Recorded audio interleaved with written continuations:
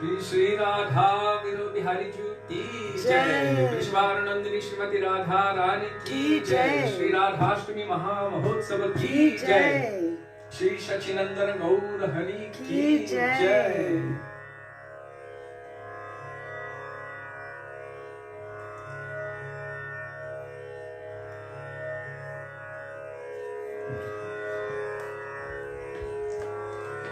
Radhe Radhe. Radhe Radhe. Dandavat Pranam for all of you who are able to be with us today, which is probably only like 2 so far.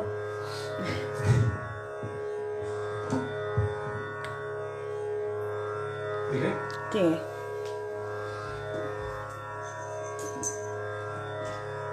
Pull it out that way. It's easier.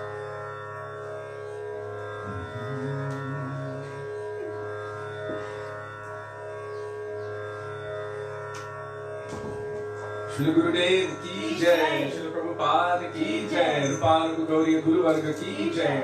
पति पावन श्री नित्यानंद प्रभु की जय। प्रेम पुरुषोत्तम सचिनंदन गौर हरि की जय। राधा विनो बिहारी जू की जय। राधा रमन जू की जय। गिरिराज महाराज की जय।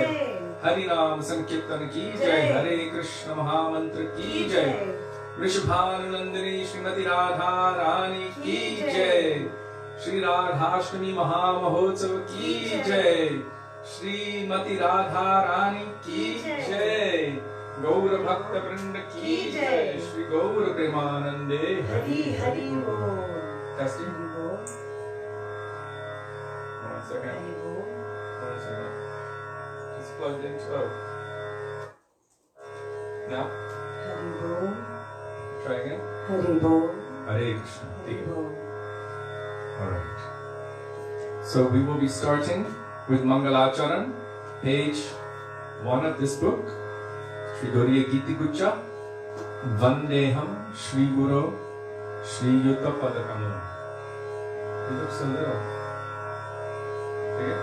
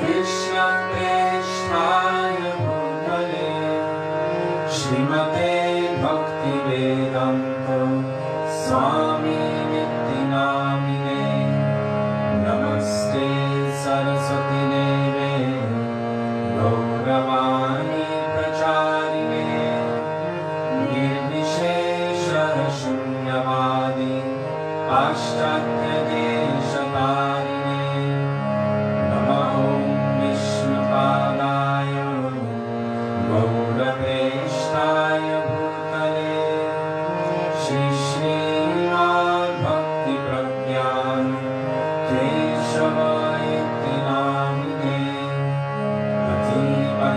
अतीवद्यच्चरित्राय स्वश्रितानंशपालिने जीवदुःखे सगताय श्रीराम प्रेमदायिने नमो विष्णुपादाय कृष्णप्रेष्ठाय भूतले श्रीमते भक्तिसिद्धान्त सरस्वतीति नामिने श्रीवर्षभानवी देवी दयिताय कृपाभये कृष्ण सम्बन्ध विज्ञान दयिने प्रभवे नमः माधुर्योज्ज्वल प्रेमाभ्या श्रीरूपानुगभक्तिदा श्रीगौरकरुणाशक्ति विग्रहाय नमोस्तुते नमस्ते गौरवाणी श्रीमूर्ते दिनतारिणे रूपानुगनिर्भापो सिद्धान्तध्वन्तहारिणे नमो गौरकिशोराय साक्षात् वैराग्यमूर्तये विप्रलम्भरसम्बोधे पदं पूजायते नमः नमो भक्तिविनोदाय सच्चिदानन्दनामिने गौरशक्तिस्वरूपाय रूपानुगवरायते गौराविर्भावभूमे स्वं निर्देष्टा सजनप्रिया वैष्णव सर्वभौम श्री जगन्नाथाय ते नमः वंशाकल्पतरुभ्यश्च कृपा सिन्धुभ्यैव च पतितानां पावनेभ्यो वैष्णवेभ्यो नमो नमः नमो महावदन्याय कृष्णप्रेमप्रदायते कृष्णाय कृष्णचैतन्य नाम्ने गौरद्विषे नमः हे कृष्ण करुणा सिन्धो दीनबन्धो जगत्पते गोपेश गोपिकान्त राधाकान्त नमोस्तुते तप्तकञ्चन गौराङ्गी राधे वृन्दावनेश्वरी वृषभानुसुते देवी प्रणमामि हरिप्रिये जयतां सुरतोपमो मम मङ्गलम्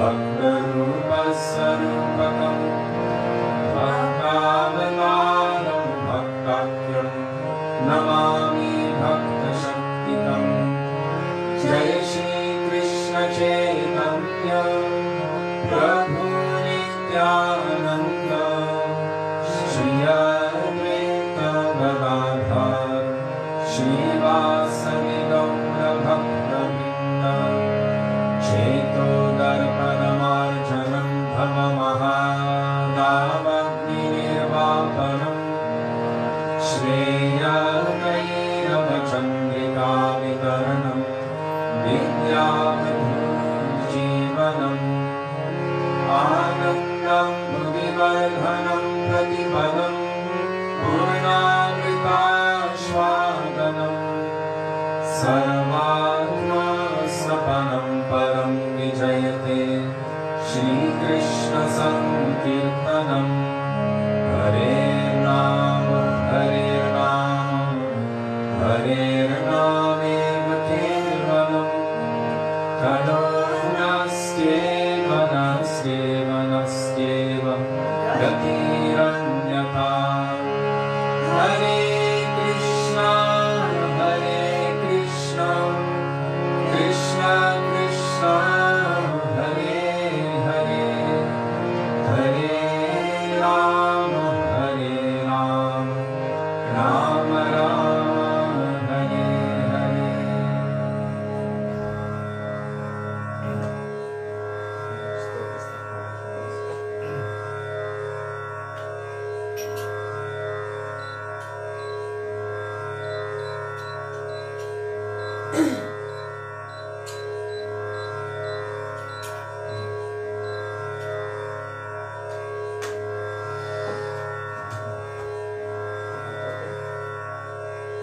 गुरुदेव कृपा करके मुझको अपना लेना।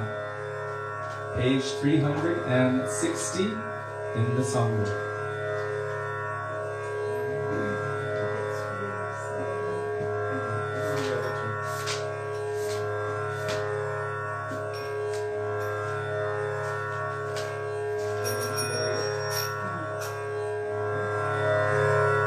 Sorry, it's an accident.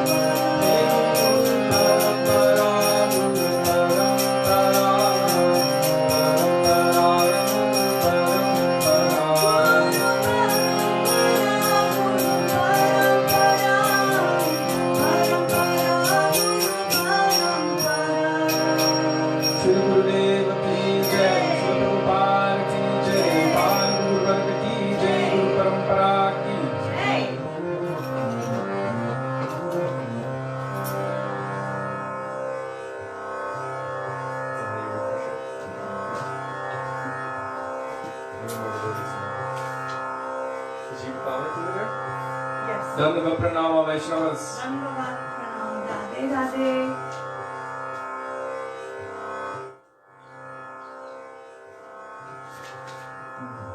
O he Vaishnava Thakur, Dayar Sagar, Edase Koruna Kori. Page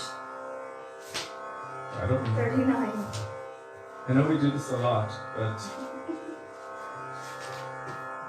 We don't remember anything. I remember the first 5 versions of the book, and then I just kind of gave up and let our Madonna players do it for us. So, O he Vaishnava Thakur, page 39. If you don't have a book, Jiva Pavana Prabhu very kindly and mercifully always posts the bhajans in the comment section of the thread. So just scroll to the most recent post of Jiva Pavana Prabhu, and there you will have it with beautiful translations and sometimes amazing commentaries and so much nectar. So thank you, Jiva Pavana Prabhu. Dandavat pranam. Dandavat pranam.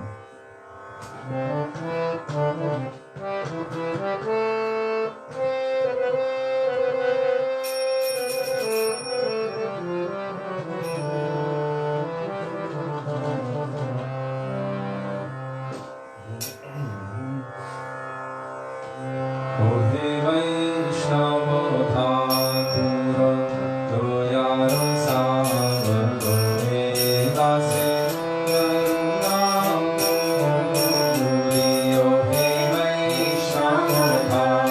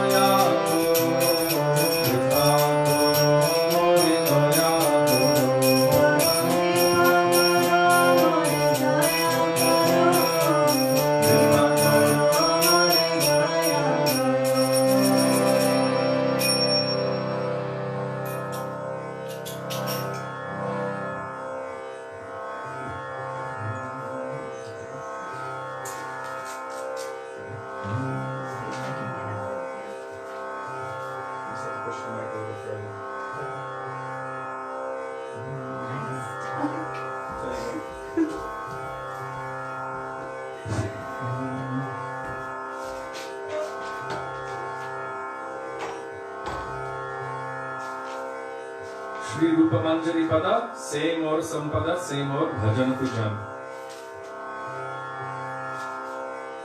I don't know where it is. One second.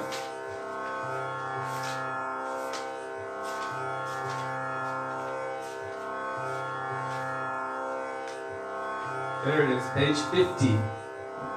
Shri Rupa Manjari Pada, same or Sampada, same or Bhajan Pujan.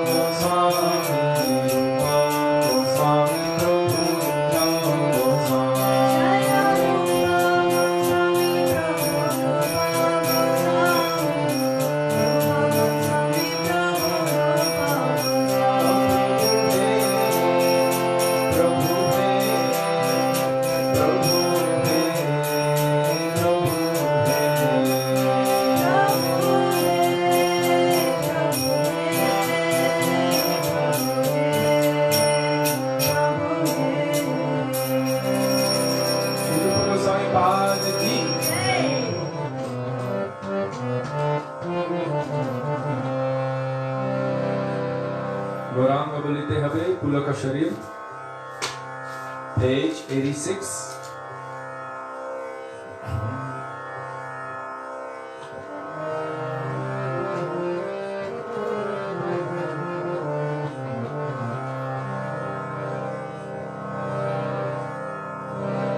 जय श्री कृष्ण चैतन्य प्रभु Nityanand Shri Advaita Gadadhar शिवासादि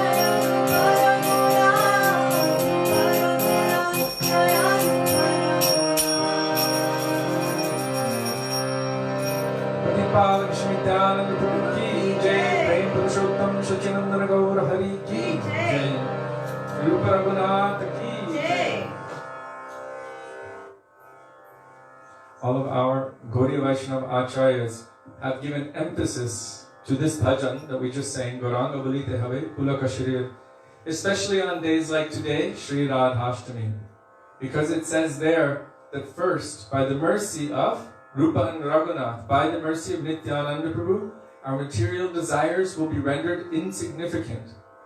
Once our mind is purified, then we will be able to actually see Sri Vrindavan Dham. So, Shuddha Haviman Kabiham Herabo Sri Vrindavan.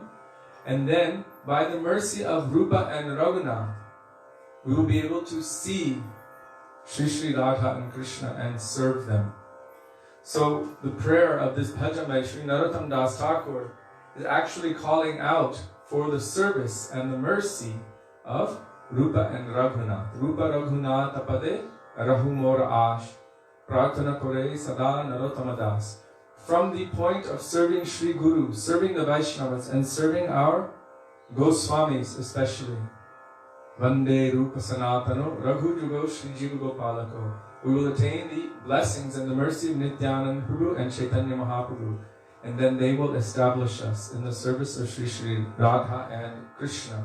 So on this day, it's essential that we're calling out to these personalities for their mercy and their blessings. Jadi Gauranga Nahito.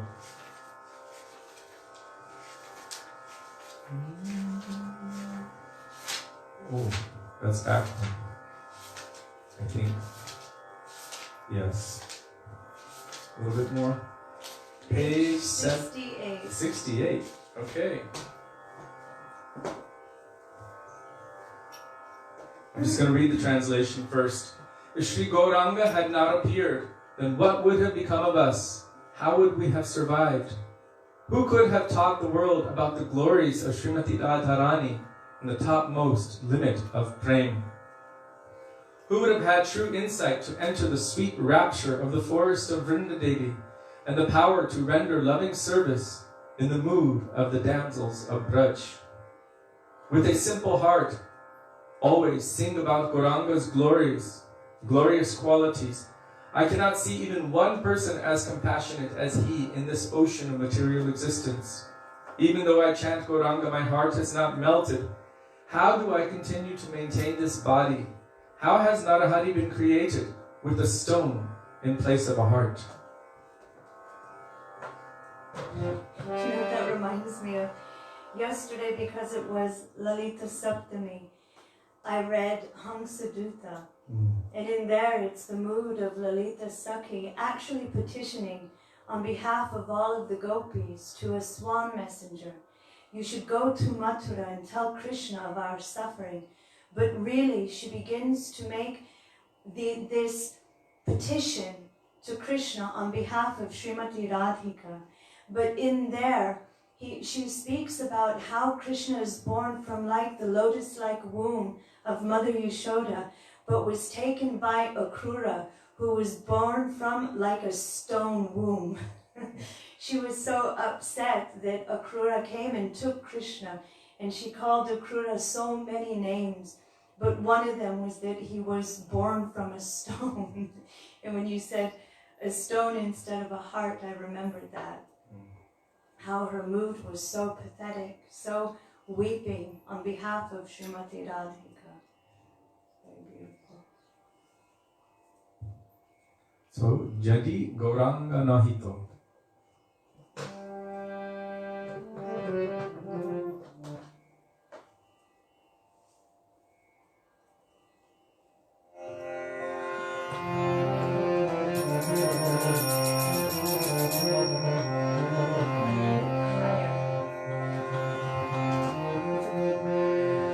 Jadi Gaurango Nahito Tabe ki hoito Kamone bhorido re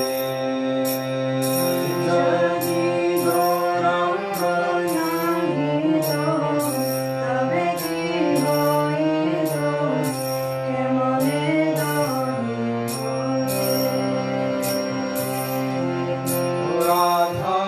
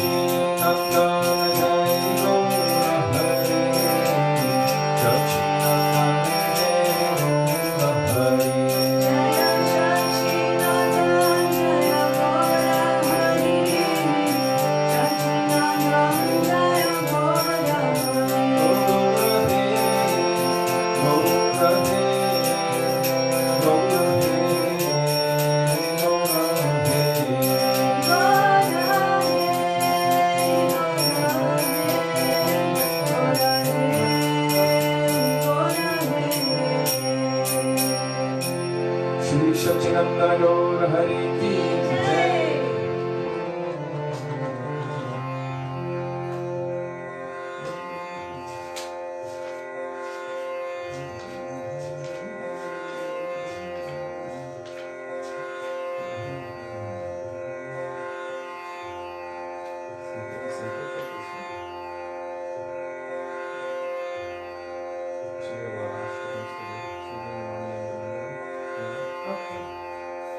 So we're going to now sing one of Srimati Radhika's favorite kirtans, by which she is pleased. And that comes... Namami Nandanandana. Oh, it's 2 pages after Mandila Vrindavadike. Okay, page 289, Sri Nandanandashtakam, starting with Sucharu Bhaktra Mandalam, S-U-C-A-R-U, Sucharu.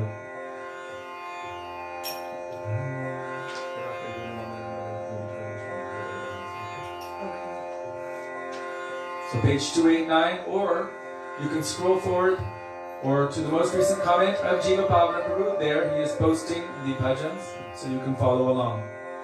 Our Guru Dev Srila Bhaktivedanta Narayan Goswami Maharaj said, if you want to please Srimati Radhika, you sing this for Krishna.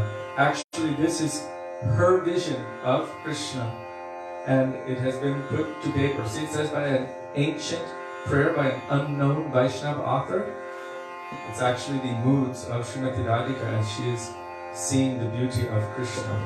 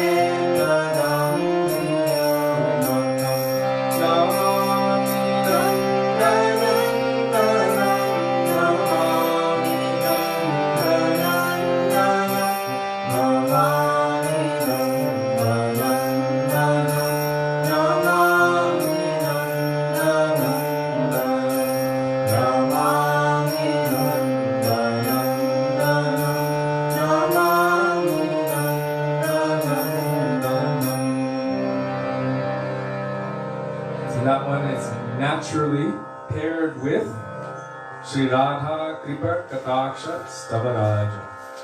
2 pages back, page 285. Munindra Brinda Vandite Triloka Shoka Harini.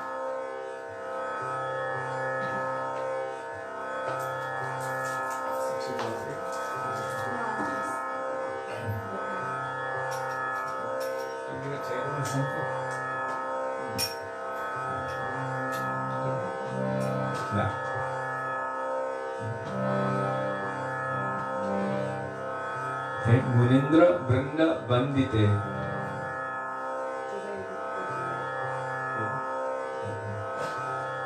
Our Srila Gurudev explained that this prayer, which is to Srimati Radhika, praying for her to cast her merciful sidelong glance. Here it says it is spoken by Shiva, Lord Shiva, in the Urdhvam Naya Tantra. But Srila Gurudev said that Mahadev, Shiva could never have had this kind of direct darshan of Srimati Radhika. Gurudev explained that he must have heard it as Harikatha from Sri Rupa, like Sri Rupa Manjari. As Sri Rupa Manjari is witnessing the beauty of Srimati Radhika. And so Lord Shiva is repeating it like Harikatha.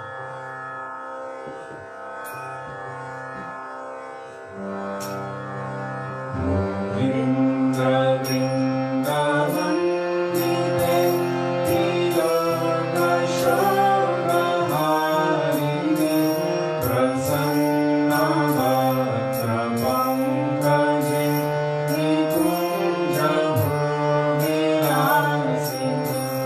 Rajendra Bhanuram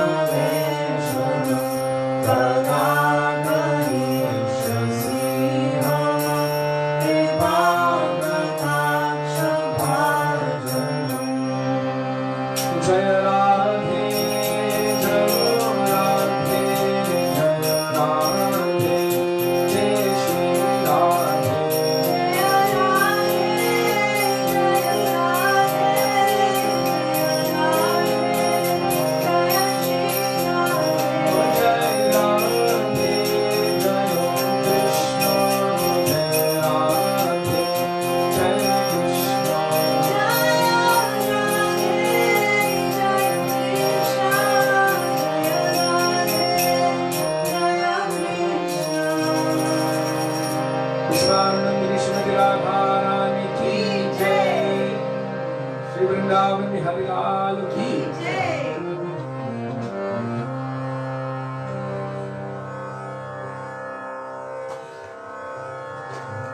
What's the time?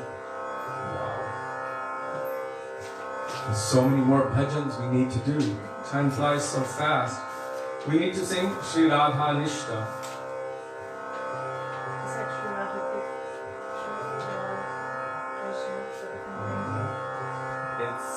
Radha, Bhajane Jadi, or, no, sorry, Radhika, Charana, Padma. I don't know what page it is. 102.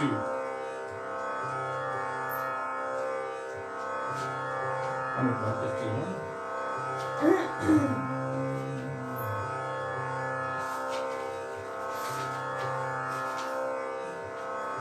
Oh my gosh. We've got a lot of bhajans to sing. I think we can do a Janmashtami night. Like that. But it's Radhashtami.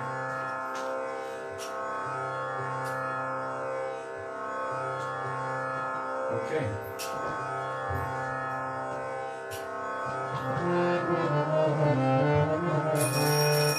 Radhika Charana Padma by Srila Bhaktivinoda Thakur.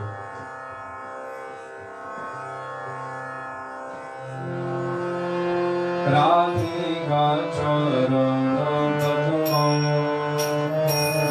Sakala Shri Rasadma Radhika Charana Padma Sakala Shri Rasadma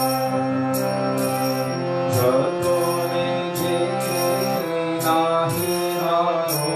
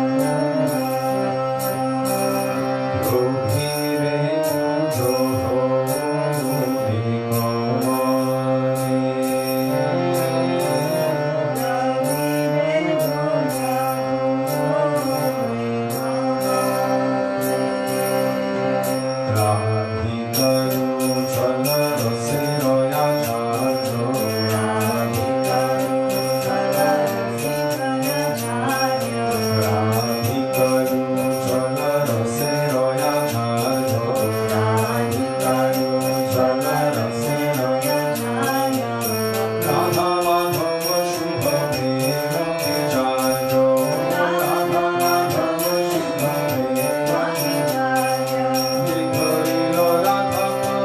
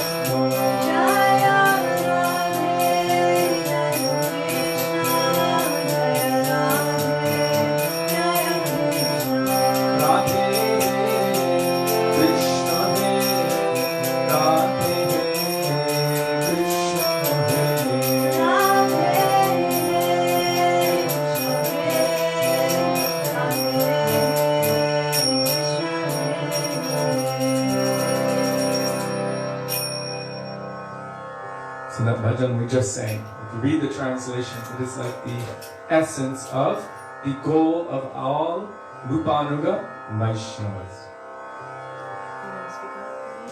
Yeah. So I'll read the translation. By Srila Bhaktivinoda Thakur. One who has failed to worship with great care Srimati Radhika's lotus feet, which are the treasure house of all auspiciousness, who has not taken shelter of that abode called Sri Vrindavan, which is decorated with the imprints of Radha's lotus feet, and who in this life has not associated with the devotees of Srimati Radhika, whose moods are deep and grave. Let me just turn this down, put it down a little bit because I'm screaming. Whose moods are deep and grave, and whose heart is extremely sober. How will such a person ever experience the bliss of bathing in the ocean of the ras of ecstatic love for Sri Shyama Sundar? Please understand this most carefully. Srimati Radhika is the Acharya of Ujjvala Rasa, the resplendent mellows of amorous love. Ujjvala means the topmost, the most brilliant, beautiful. The pure prem between Radha and Madhav is meant to be contemplated and discussed. One who takes hold of Sri Radha's lotus feet with great care obtains the priceless jewel of Sri Krishna's lotus feet. Without the lotus feet of Sri Radha, one can never attain Sri Krishna. All of the Vedic scriptures declare that Krishna belongs to the maidservants of Radha. Almost every day we quote this. Radha Radhasira Krishna Sarva Vede Bole.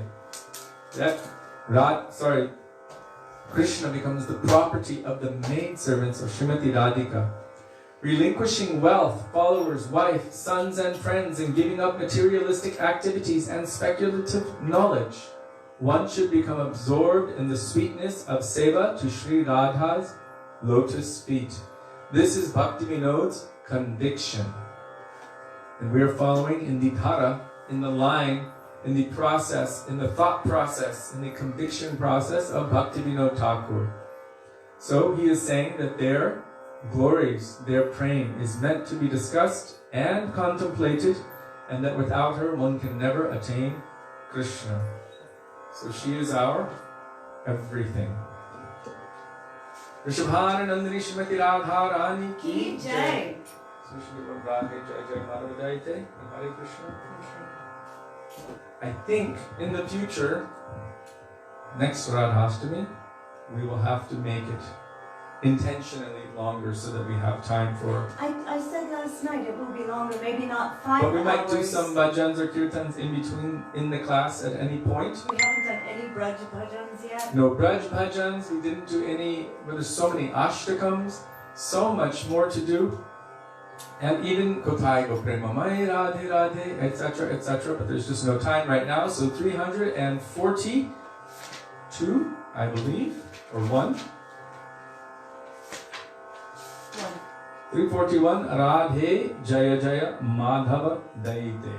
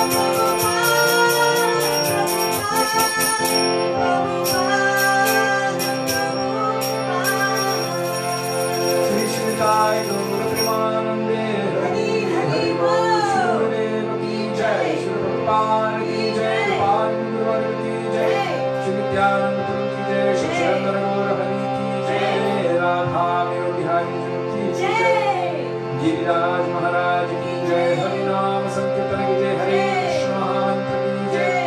वृषभानुनंदिनी Shrimati Radha Thakurani की जय। श्री राधाष्टमी महामहोत्सव की जय। गौर भक्त वृंद की जय। निताय गौर प्रेमानंदे हरि हरि हरि।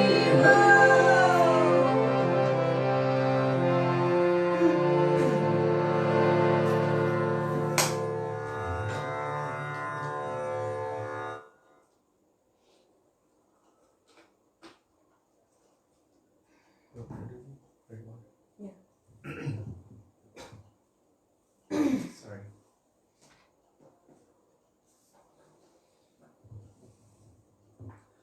गुरवे गौरचंद्राय राधिकाय तदालये कृष्णाय कृष्ण भक्ताय तद्भक्ताय नमो नमः।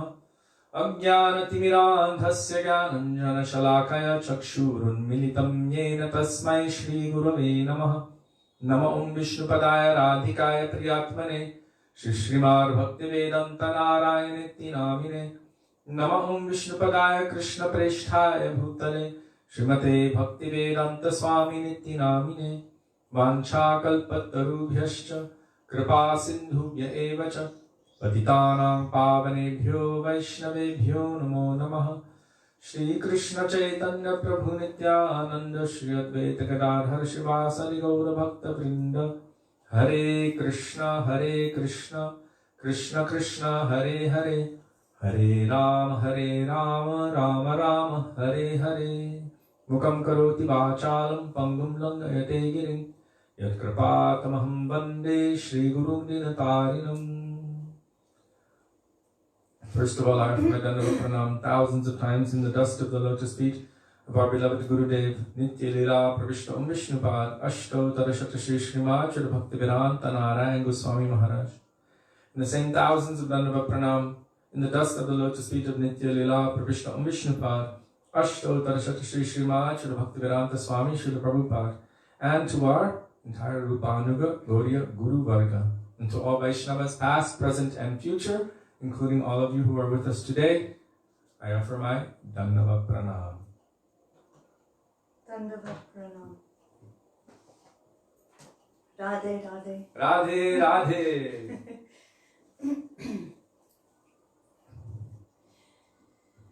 Once, in Gokul, a very, very beautiful child was born. It is said that this child was so extraordinary, so beautiful, incomparable, that it seemed as if a monsoon rain cloud had come to earth, or as if a beautiful sapphire had been unearthed. The birth of Krishna in Vraj, in Vrindavan, stimulated the birth of Vatsalya Prem in the heart of all of the Brajavasis. When Krishna was born, everyone began to celebrate. Nanda and Yashoda Maharaj, they had a child. Finally, after so long, our Gurudev said they were middle-aged. And then he said, about 50. I'm glad that's middle-aged. He said about 50 years old. And they hadn't had a child. And everyone in Braj was praying for them. Oh, Krishna, Narayan, when will they have a child? You should bless them. Even Nanda Maharaj's father would chant Lakshmi Narayan mantras, praying that my son should have a baby. So when Krishna was born, everyone in Braj, they wanted automatically to give the very essence of their heart to Krishna.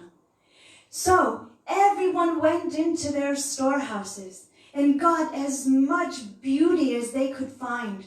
Whatever was precious, whatever was beautiful, whatever they felt was priceless, they collected and they brought to Nanda Maharaj's palace. Oh, may all auspiciousness be there for your son. And Nanda Maharaj, Nanda Baba, was giving out in charity. Actually, our Gurudev, when he explains how much he was giving, mountains of rice, thousands of cows with wearing gold ornaments and gold Tipped tipped horns, pearl necklaces, just beautifully explained how there was a celebration. At that time, Vrishabhanu Maharaj and Kirtida Devi, they also went because they were very, very close friends with Nanda Baba and Yashoda Maya. They heard, oh, our very dear ones finally had a child. So they also went to Nanda Maharaj's place, carrying with them their most valuable treasures. When Vrishabhanu Maharaj saw this beautiful baby girl, or beautiful baby boy, he picked him up and he thought, my own child has been born. It is like my heart is manifested in front of me. And looking at Krishna, his heart began to melt. And then, upon looking at him, taking his beautiful darshan, fear entered his heart.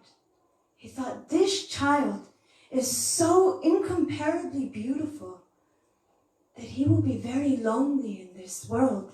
He has no match. There is no one to complement him. A beautiful monsoon rain cloud is really and truly only beautiful when it is hit by lightning. And a beautiful precious sapphire, very dark blue, is only truly beautiful when it is encased in a golden setting. Feeling somewhat despondent in his heart, Vrishabhanu Maharaj thought, I have nothing in comparison. I have nothing to offer for this child. So with his heart, like an ocean of milk and honey, his heart began to churn. What was that churning? I want to offer something to that baby boy, to Nanda Nandan, to Yashoda Nandan. I want to offer something to him that is his equal, that will actually complement him. With his heart churning like this, he went back to Varshana.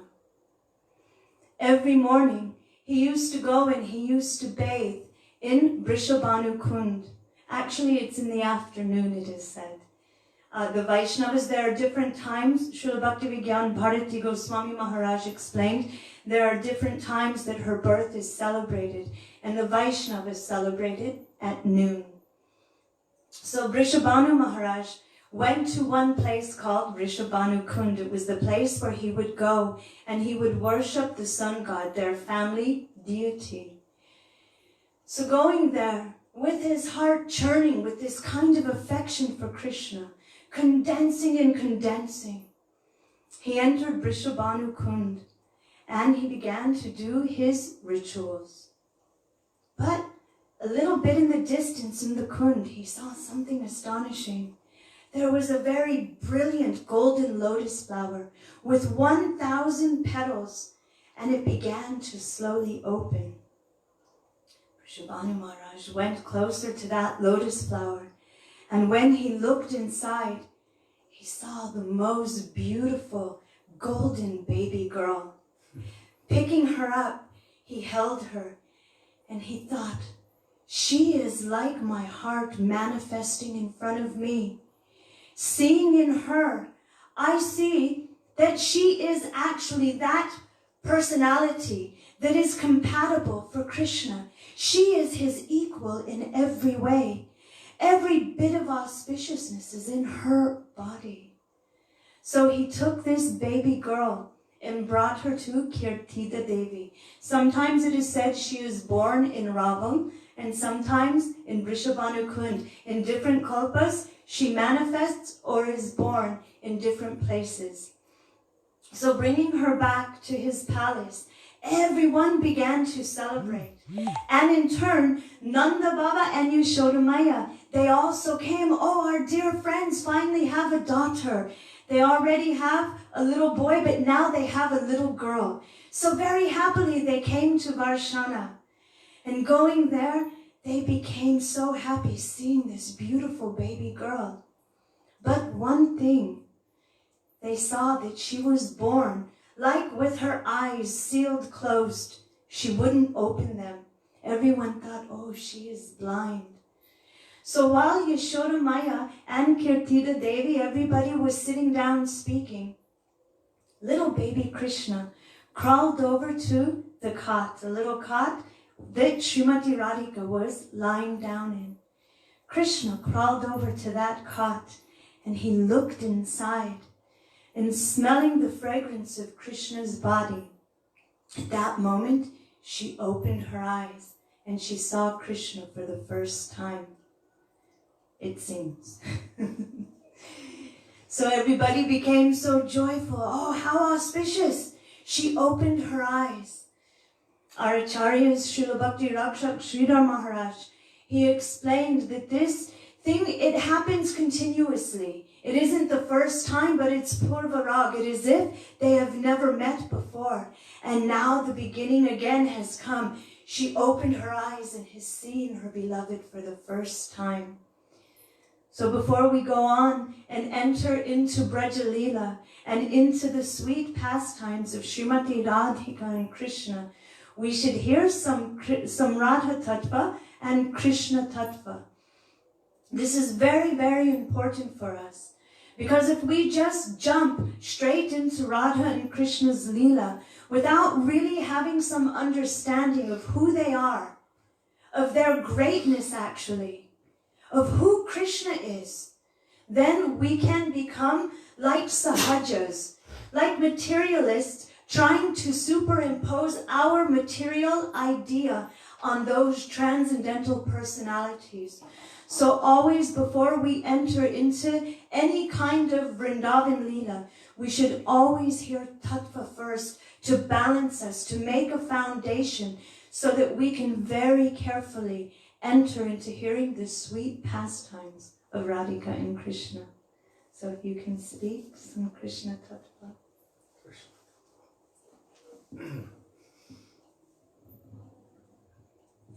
So yesterday, for Lalita Saptami, we spoke so much, and I mentioned how they were, Radhika and Lalita, and the Tattva is actually so intimately connected. Actually, their Tattva is not much different. Their Tattva, or the foundational essence behind who or what they are, is essentially the same, because Lalita is a direct manifestation of the heart of Srimati Radhika, considered also non-different from herself. But still, it is essential to discuss some tattva, Radha tattva, Krishna tattva, because even if we understand and have been around as devotees for so many years, still we can see ourselves and check ourselves. Do we still have a tendency toward mundane consciousness? If we do, then we need to hear the tattvas again and again and again. Otherwise, easily, mentally, within our minds, we can construct a material or mundane conception of Radha and Krishna and their pastimes, and kind of maybe even tend to materialize it. I'll give you an example. Srila Gurudev sometimes would express certain moods based on Srimati Radhika's moods, which were sometimes in a mood of what I mentioned yesterday, opposition, kind of moving away from Krishna to increase his transcendental pleasure. And so when Gurudev would quote Raghunath Das Goswami, or Gurudev would show what kind of mood that the Gaudiya Vaishnavas coming in the line of Rupa Goswami should have towards Srimati Radhika, it's quite exclusive. That if she is not here in Vrindavan, then wherever she is, I will go there. Even if Krishna is here, but I will go to wherever she is. This is called Radha Nishta. Firm conviction in the dust of the lotus feet of Srimati Radhika. I will only be where she is, and I will only serve her. And my only relationship with Krishna is in connection to her. So because of her connection to Krishna, then I have connection to Krishna. So this is also the teachings of Srila Bhakti Siddhanta Saraswati Prabhupada, Rupa Goswami, Bhaktivinoda Thakur, all of our Rupanuga Guru Varga. And it's quite clear that this is their teaching and instruction. This is our goal, our aspiration. many, many, many moons ago, many years ago, probably over 25 years ago, we met one devotee who took it out of context and literally, physically ripped a picture of Radha and Krishna in half to take Krishna and Radhika away. And kept the picture. Kept the picture of Radha and said, we don't need Krishna. Now this is a gross misunderstanding and a gross miscalculation of the deeper inner moods of our acharyas. They don't want to separate Radha and Krishna ever. They want to increase Krishna's transcendental infatuation for Srimati Radhika. Really their goal is Jaya Jaya Radha Krishna Jugala Milan. That Radha and Krishna should always meet happily forever in Vrindavan. That is even the meaning of when we put on tilak. Radha and Krishna should always happily meet forever in Vrindavan. I have no other desire or goal or aspiration than this. So it's easy to misconstrue. If we have material consciousness, we might do something like that, and that becomes aparadha. That is against the heart of Radhika. So for these reasons and so much more, it is essential that we have a foundational understanding of Radha Tattva and Krishna Tattva. Generally we speak Krishna Tattva first because from Krishna, in essence, according to Tattva, he is the source of everything. So he's called Sarva Shaktiman, the source of all potency. So we speak Krishna Tattva first, and then from Krishna Tattva, Radha Tattva, and then from Radhika's Tattva, all other gopis Tattva, because that's how the manifestation takes place. In one sense, you could say, yes, all of them have always existed, they always exist. But from a tattvic perspective, it's necessary to understand cause and effect, or cause and secondary cause and third cause. Like Krishna, he manifests Baladev Prabhu. From Baladev manifests Mool Sankarshan. From that Mool Sankarshan, Mahasankarshan, who is Vasudev, Sankarshan, Pradyumna, and Aniruddha in Vaikuntha. From that Mahasankarshan manifests Karanadakshaya Vishnu, means who is manifesting all of the universes from him, Garbhodakshaya Vishnu, within each universe, from him, Kshirodakshaya Vishnu, within each universe, and then Paramatma, like this, and so on and so forth. So there's still an origin, but we should understand that the others also are eternal. Sometimes manifest, sometimes not. In the case of Garbhodakshaya Vishnu, Kshirodakshaya Vishnu, sometimes we don't see them because these universes merge back into Karanadakshaya Vishnu. So also, from the form of Krishna manifests Srimati Radhika. And from her manifests the primary and then secondary and third and fourth, all manifestations, all Shaktis manifest from her. So according to all Shastra, Mahaprabhu tells Sri Sanatan Goswami, Krishna Surup Vichar Shuno Sanatan Advait Gyan Tattva Brajay Brajendra Nandan. The supreme absolute truth, who is non-dual, the supreme whole, absolute truth, is also a person. And that person is always in Vrindavan. As the son of Nanda Maharaj, the son of Mother Yashoda, the beloved of Srimati Radhika, so he says, Brajay Brajendra Nandan. That original origin of all other aspects of Godhead is Krishna in Vrindavan. And according to Shastra,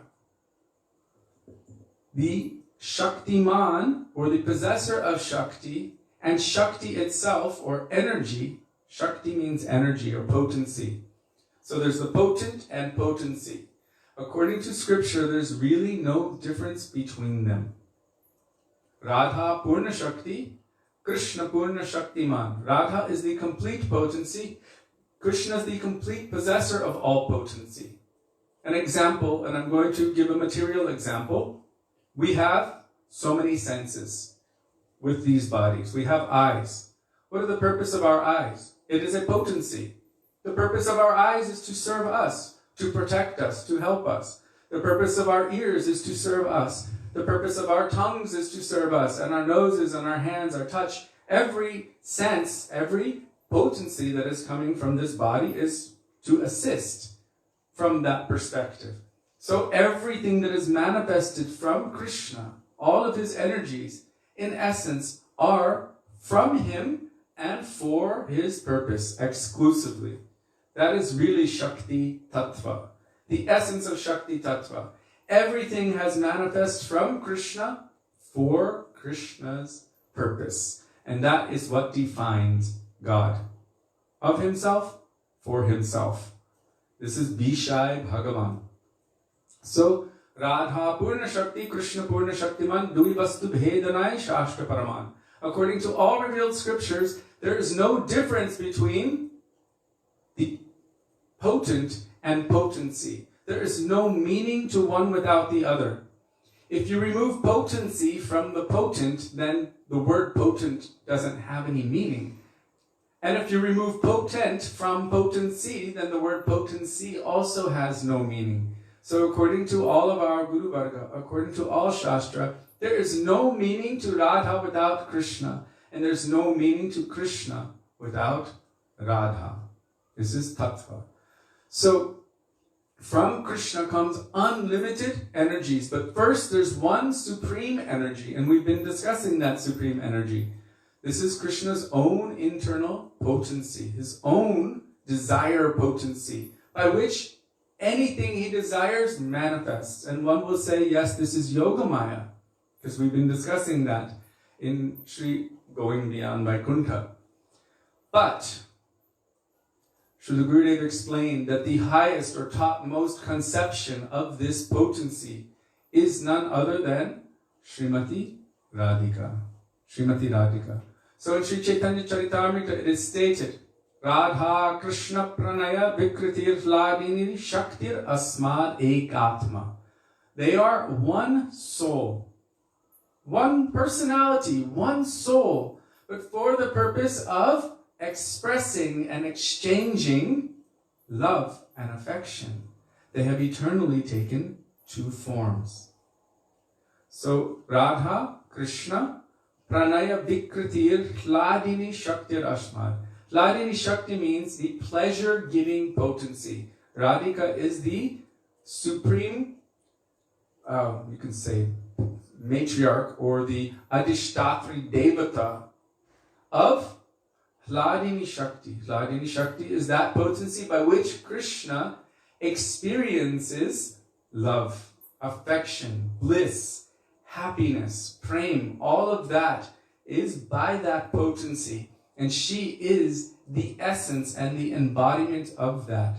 Not only that, but she is the medium by which all love and affection is transmitted to Krishna. Srila Prabhupada writes that in his purports.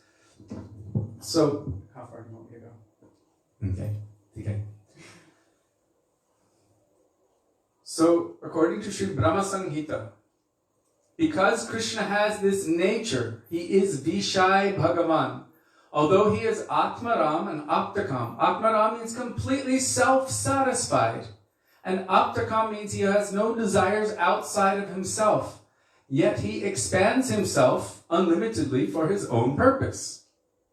And so from one side manifests all Vishnu Tattvas, starting with Baladev Prabhu, and from the other side manifests all Shakti Tattvas, starting with Srimati Radhika.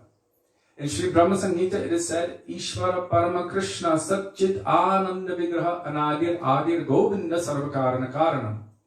That the Supreme Absolute Truth, the controller of everything, the source of everything is Krishna.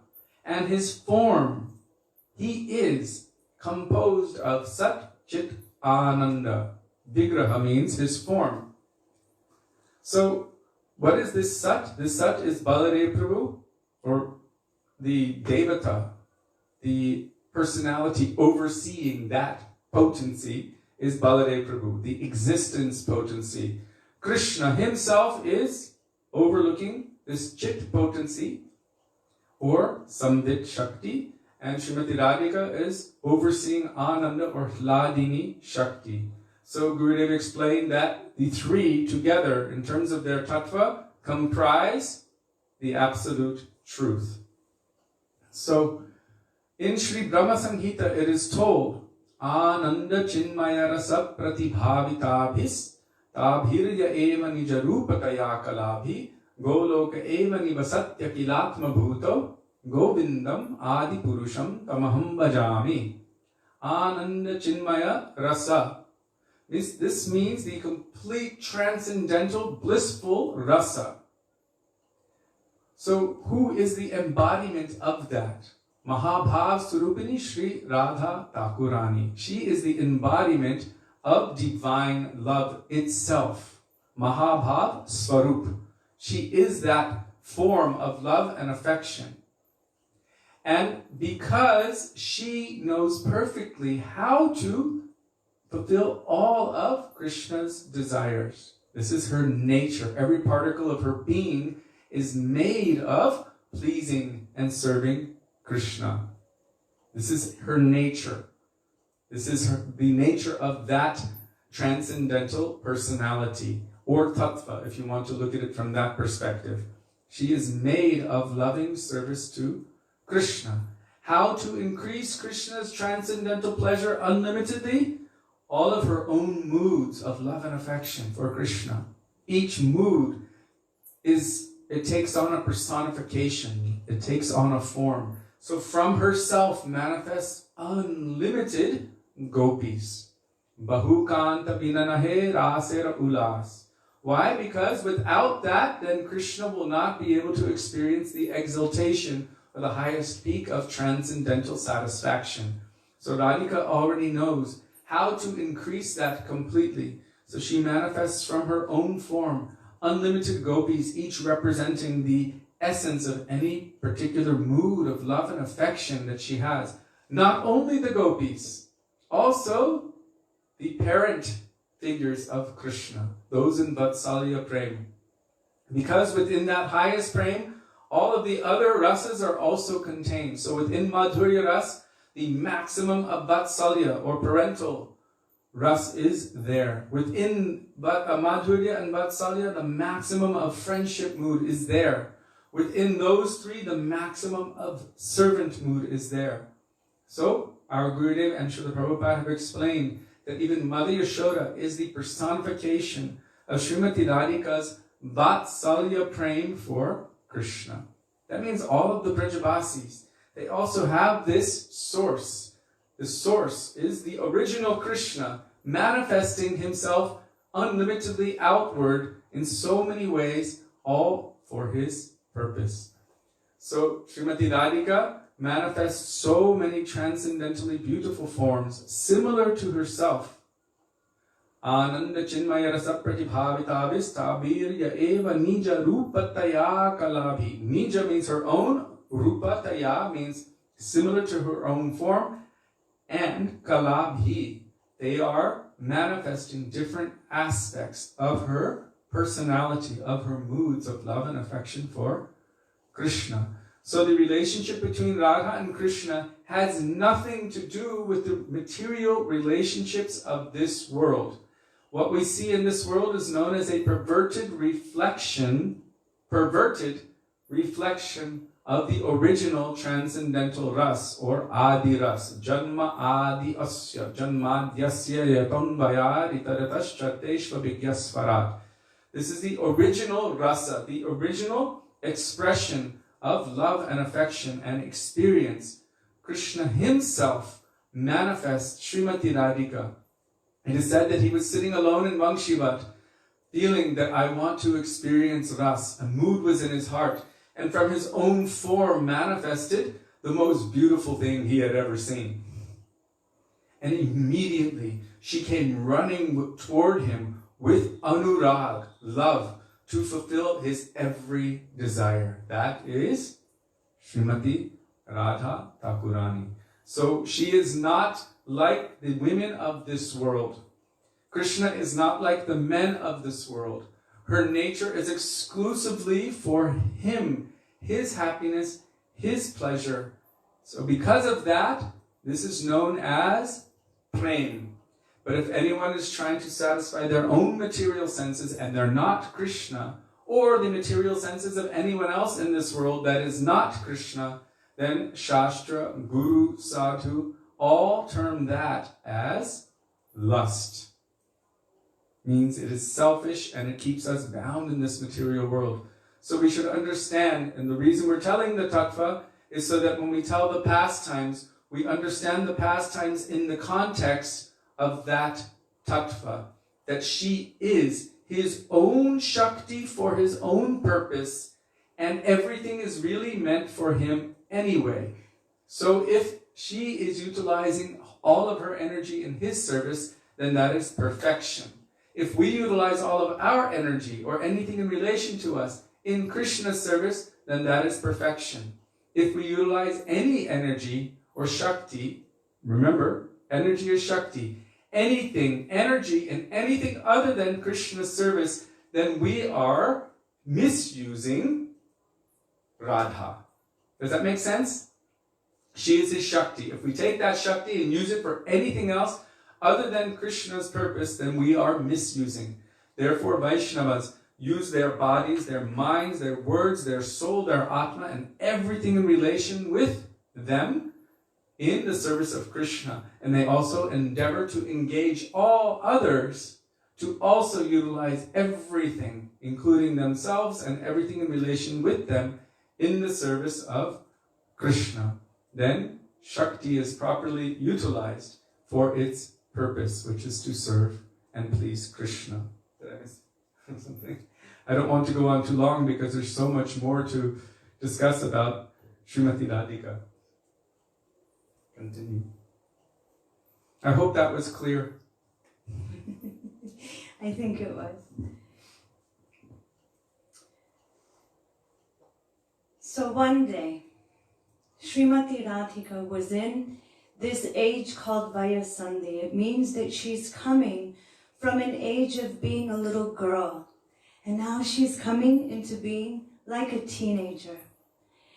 And she was feeling somewhat despondent. She didn't know what was going on in her heart, but she wasn't feeling that carefree little girl feeling she felt before. So she was sitting in her room with her dearest Sakhi, Lalita Devi. And she was telling Lalita Sakhi, I don't know.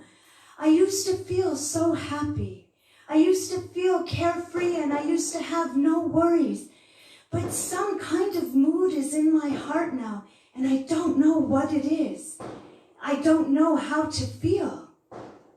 Lalita Sakhi began to laugh and she said, oh, I know what it is.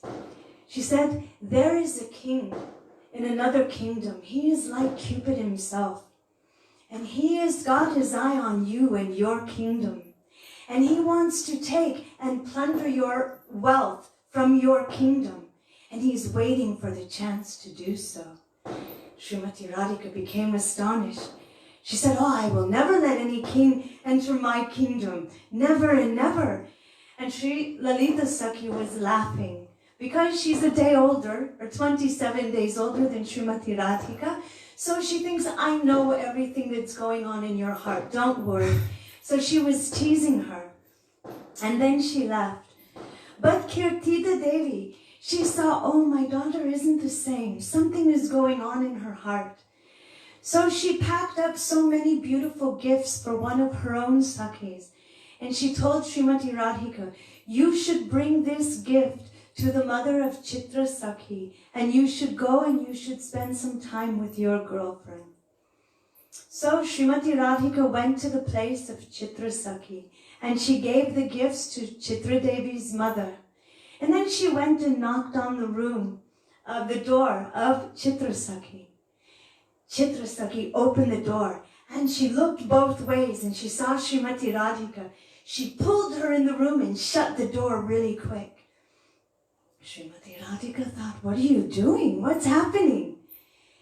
Just then, Chitra Sakhi went under her bed and she pulled out a beautiful painting she was painting with all kinds of precious gems.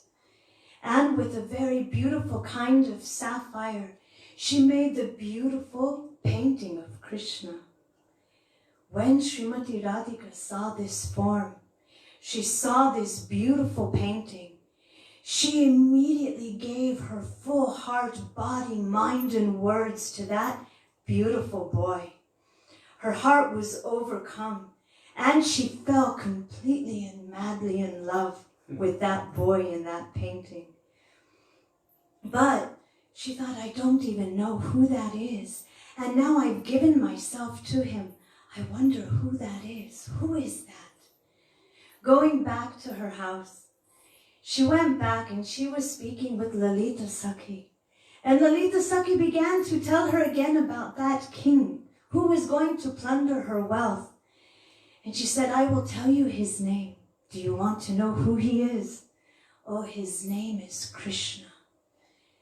The moment Srimati Radhika heard this name, Krishna, she immediately gave her mind, body, words, and heart to that name.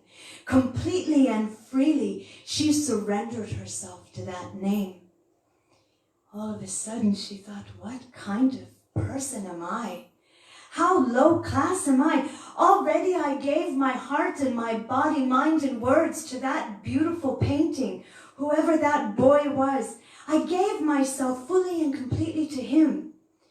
But now that I've heard this name, Krishna, my heart is completely captivated. My body has become somewhat changed. My hair is standing on end and tears are coming to my eyes. Krishna, Krishna, Krishna. Oh, I'm completely in love and dedicated now to two men.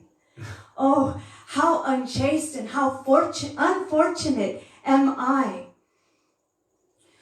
When Kirtida Devi next saw Srimati Radhika, she thought, what is happening? I went to her and had her spend time with her friends, and now she seems even more and more despondent. So she told her, you come with me and your grandmother. We are going to Jamuna to collect some water. So Srimati Radhika took 2 golden pots and put them on her head and covered it with a very fine blue veil. And she began to walk very slowly behind her mother and grandmother. Her mother and grandmother were speaking, and they started to move away from Jamuna, and Srimati Radhika was collecting some water. She put the 2 pots on her head and put the veil over it. All of a sudden, she heard something. She heard Krishna. She didn't know it was Krishna, but she heard his flute song.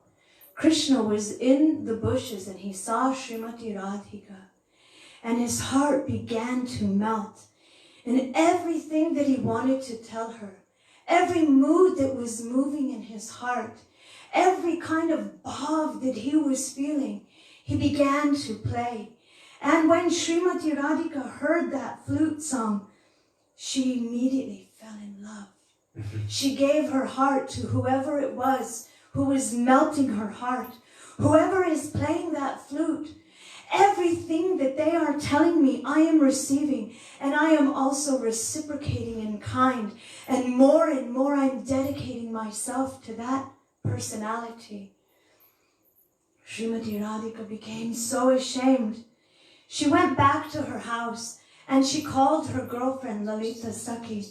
She said, hey Lalita, I am the most unfortunate. I am the lowest of the low, and surely I'm going to hell. I have fallen in love with 3 different men.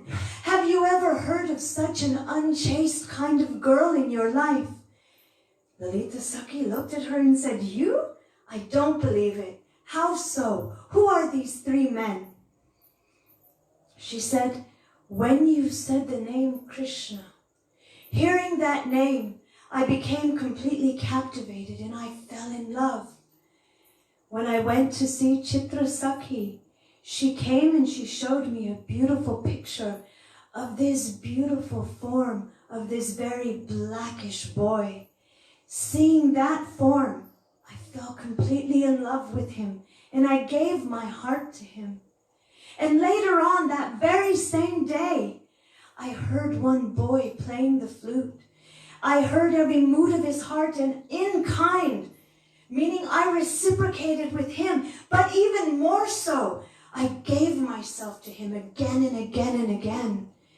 She said, oh, what kind of person am I? Surely I am going to hell. Lalita Sakhi began to laugh.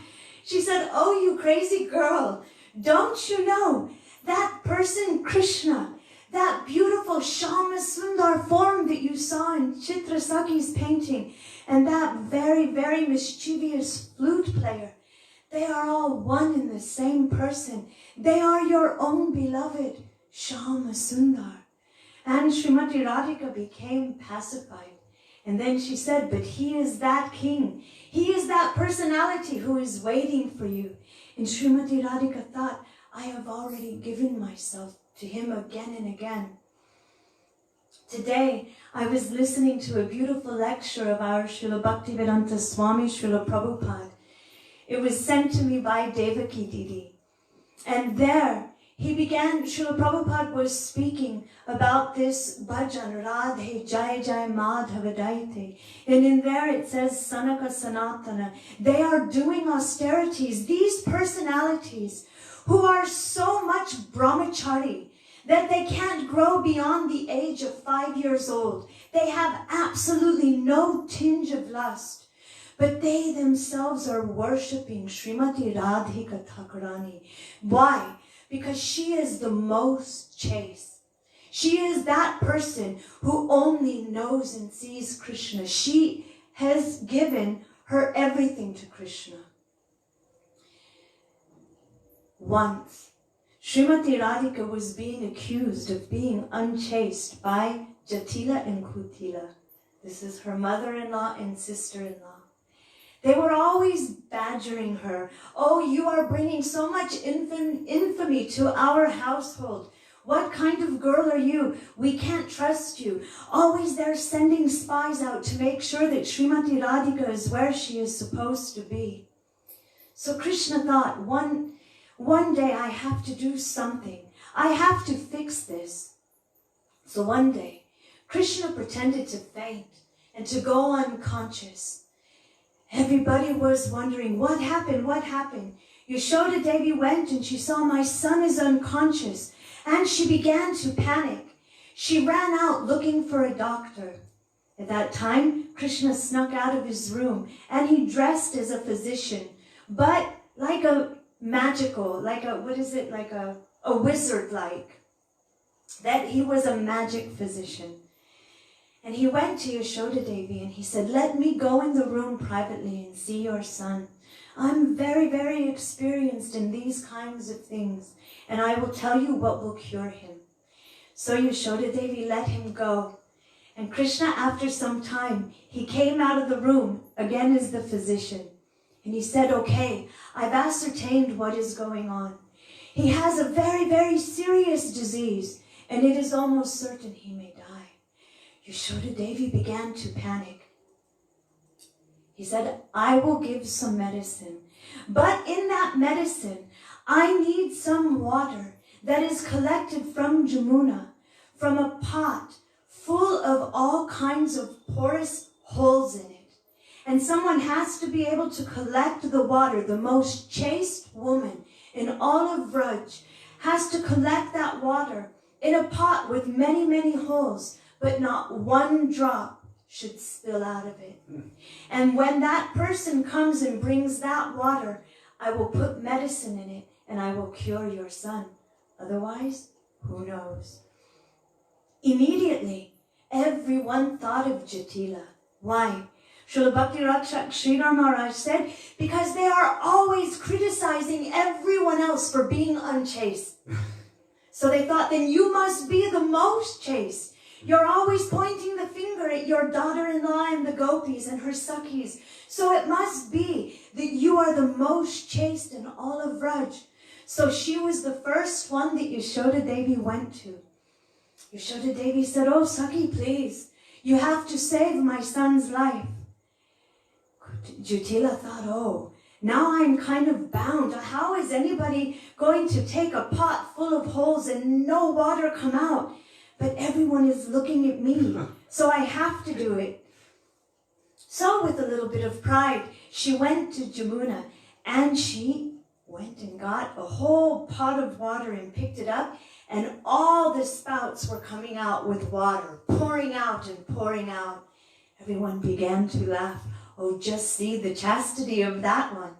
The next person they went to was Kutila. She didn't know what to do. She thought, oh no, it's Jatila's daughter. She thought, oh no, I can't do it. She tried, and again, all the water came out. Yashoda Devi began to look, is there no chaste girl? Is there no one who is truly the most pure in all of Vrindavan? That very mystic physician looked off to the side and saw Srimati Radhika with all of her Sakhis. He said, oh Maharani, oh Yashoda Maharani, there's one very beautiful girl there. Within her, I see all kinds of auspiciousness, and I see that she is glowing with 1,000 suns of pure chastity. You should ask her. Immediately, Yashoda Devi ran to Srimati Radhika. Please, you should do this. You should try to do it. Srimati Radhika thought, how is it possible? It seems like an impossible kind of thing, and how can I do it? Everyone is always criticizing me. How can I do it? Yashoda Devi said, you are my own daughter. Please do this for Krishna.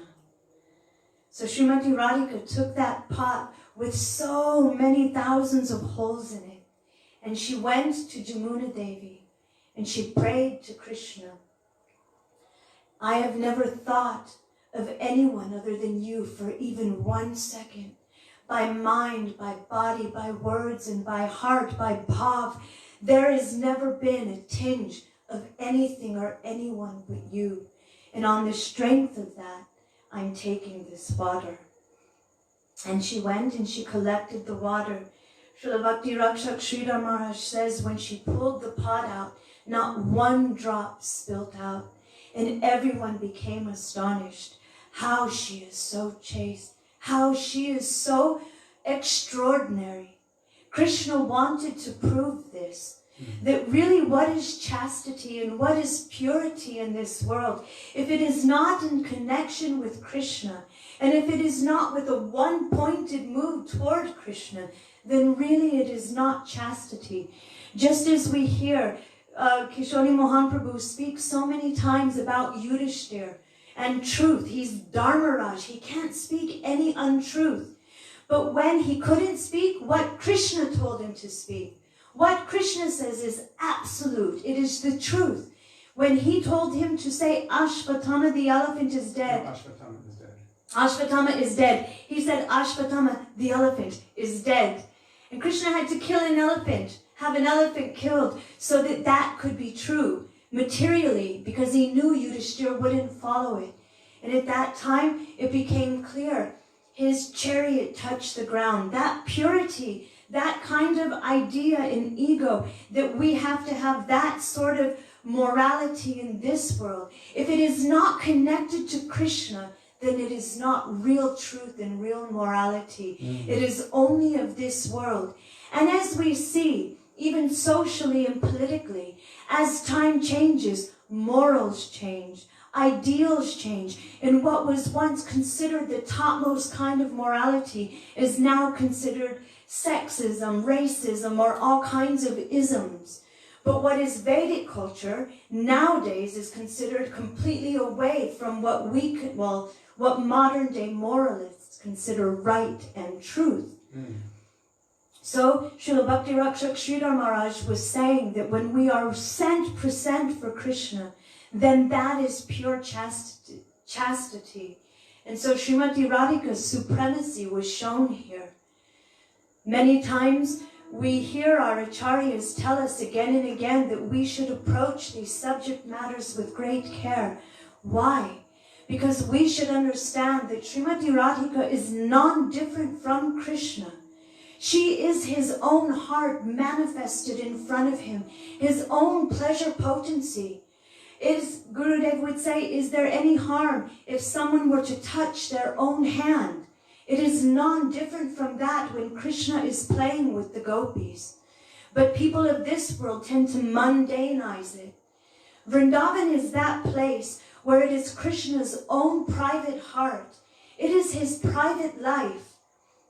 when he is Narayan, when he is Dwarkadish, when he is Ramachandra, when he is all other incarnations, he is completely open. Okay, you can see how I am. You can even have a form like me. You can come and worship me, and I am completely here for you.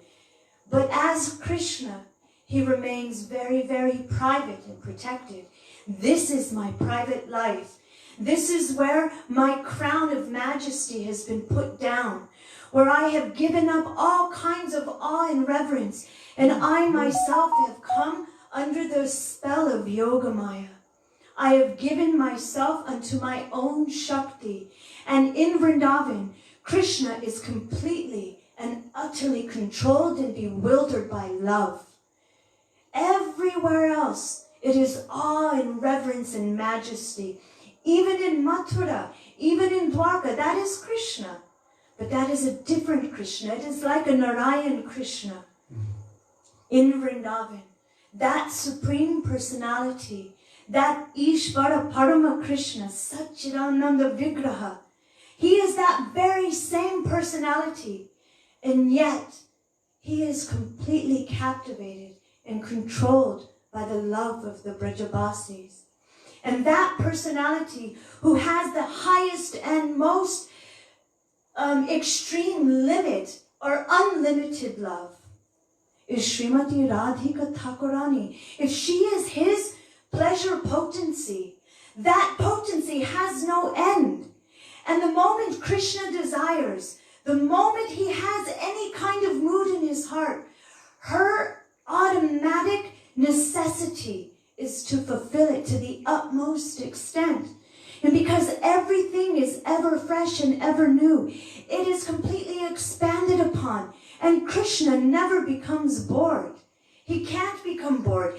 Everything that he wants and desires in every moment is fulfilled. And yet his desires are endless. That is Vrindavan. That is Vrindavan Krishna. We hear that he is Atmaram and Aptakam, that he has no desire outside of himself, and that he is completely self-satisfied. But in Vrindavan, he is not that. In Vrindavan, he is completely greedy for everything. There is not one house in all of Vraj that he hasn't stolen from. We heard last night how Lalita Sakhi was telling him, is there one place, one house in all of Vraj where you haven't done some thievery? Whether it is a heart or whether it is butter, what have you not done, Krishna? That's how the Supreme Personality is living in his private abode, and that is Vrindavan. Vrindavan is his own heart, and here he is tasting his own heart's moods. One day, Kishori Mohan wanted to speak something, and that is today. One day. No, and Sudevi was just speaking about how Srimati Radhika completely captivates the mind of Krishna and how she fulfills his desires in every way. All of our Guru Varga have explained how Krishna himself, he is known as Madan Mohan. Madan Mohan means he is the attractor of the mind of Cupid. Only one Cupid is necessary to completely captivate the entire universe. The god of love, Kamadev. One Cupid completely, you can say, destroys the entire world. Everyone is completely captivated. But Shastra says, Kandarpakoti Kamaniya Vishesh Shobham. Millions of these Cupids, they faint upon the idea of the beauty of Krishna's lotus feet. They cannot even comprehend that. How beautiful is Krishna? So he has this name, Madan Mohan. That millions of these Cupids faint at the idea of the beauty of his lotus feet. And yet, Srimati Radhika, who is a manifestation of his own heart for his own purpose, because her nature is complete, absolute dedication. And Krishna says, I always reciprocate with the way anyone approaches me. But there's no end to her dedication to him. He feels I have no capacity to reciprocate with her whatsoever. So, because of that love and that beauty, although Krishna is the supreme charmer of millions of Cupids, Who charms and attracts the mind of Krishna? Madan Mohan Mohini. Kanamanu Mohini. Sri Radha Thakurani. Srimati Radhika bewilders and confuses and attracts the mind and the heart of Krishna. And by this she completely subjugates and controls him by her love and affection. Such is the nature of the love and affection of Vrindavan, and that can find its highest peak only in Srimati Radhika. One day, actually every day, all of the gopis, meaning even those who are in a separate group from Srimati Radhika, Chandravali's group, many different gopis, they all make beautiful flower garlands. And when Krishna goes out to the pastures, Subal, Sridham, they all decorate Krishna with all of these beautiful garlands and ornaments. Sridham and Subal, well, Subal, I think it was Subal. Was Subal? Yeah. We have to make sure. Subal, he is the one who would go and collect all of the garlands from the different groups of gopis. And accordingly, they would dress Krishna. So they would put all of the garlands that Srimati Radhika made first on his head, in his hair, in his turban or his bun. They would make earrings. They would dress him accordingly. And according to those gopis who had a mood of affection toward Srimati Radhika, they would, in kind of sequence, dress Krishna. And all the way down his body to the tips of his toes, they would put Chandravali's garlands, like little toe rings and little ankle bells. One day, one very dear Sakhi of Chandravali came to Subal and said, you know, every day you're always putting Srimati Radhika's garlands and shringar on Krishna's face, and my Sakhi, Chandravali's garlands are always on the tips of his feet. All of her shringar and her beautiful decorations are always on his feet. I'm just asking you, today, could you please put my Sakhi's garlands and shringar on his face, and accordingly, Srimati Radhika's garlands on Krishna's feet? And he said, of course, yes, I can do that. So he collected all of the garlands from all of the gopis. And then all of the Sakhas began to decorate Krishna. And first they decorated his feet with Srimati Radhika's shringar, the toe rings and the anklets. And according to their relationship with Srimati Radhika, they began to decorate Krishna all the way up to his head with the shringar of Chandravali. That evening, when Subal came and he saw Chandravali and Padma, actually Padma, he said, did you notice? Did you see today? I put all of your Sakhi's garlands and shringar on the head of Krishna. And Padma Devi said, you know, I don't know. I don't know what happened, but today we couldn't see past Krishna's feet. Today his feet were so beautiful and they were so extraordinary that everyone was only attracted to his lotus feet. No one could even go and glance at his lotus face. And it was told that this is because of the mood of Srimati Radhika. Krishna was reciprocating because her love and affection was dedicated to his lotus feet at that time. Everybody was only attracted to his feet. And that day, no one even saw his lotus face. His feet were shining and brilliant and beautiful.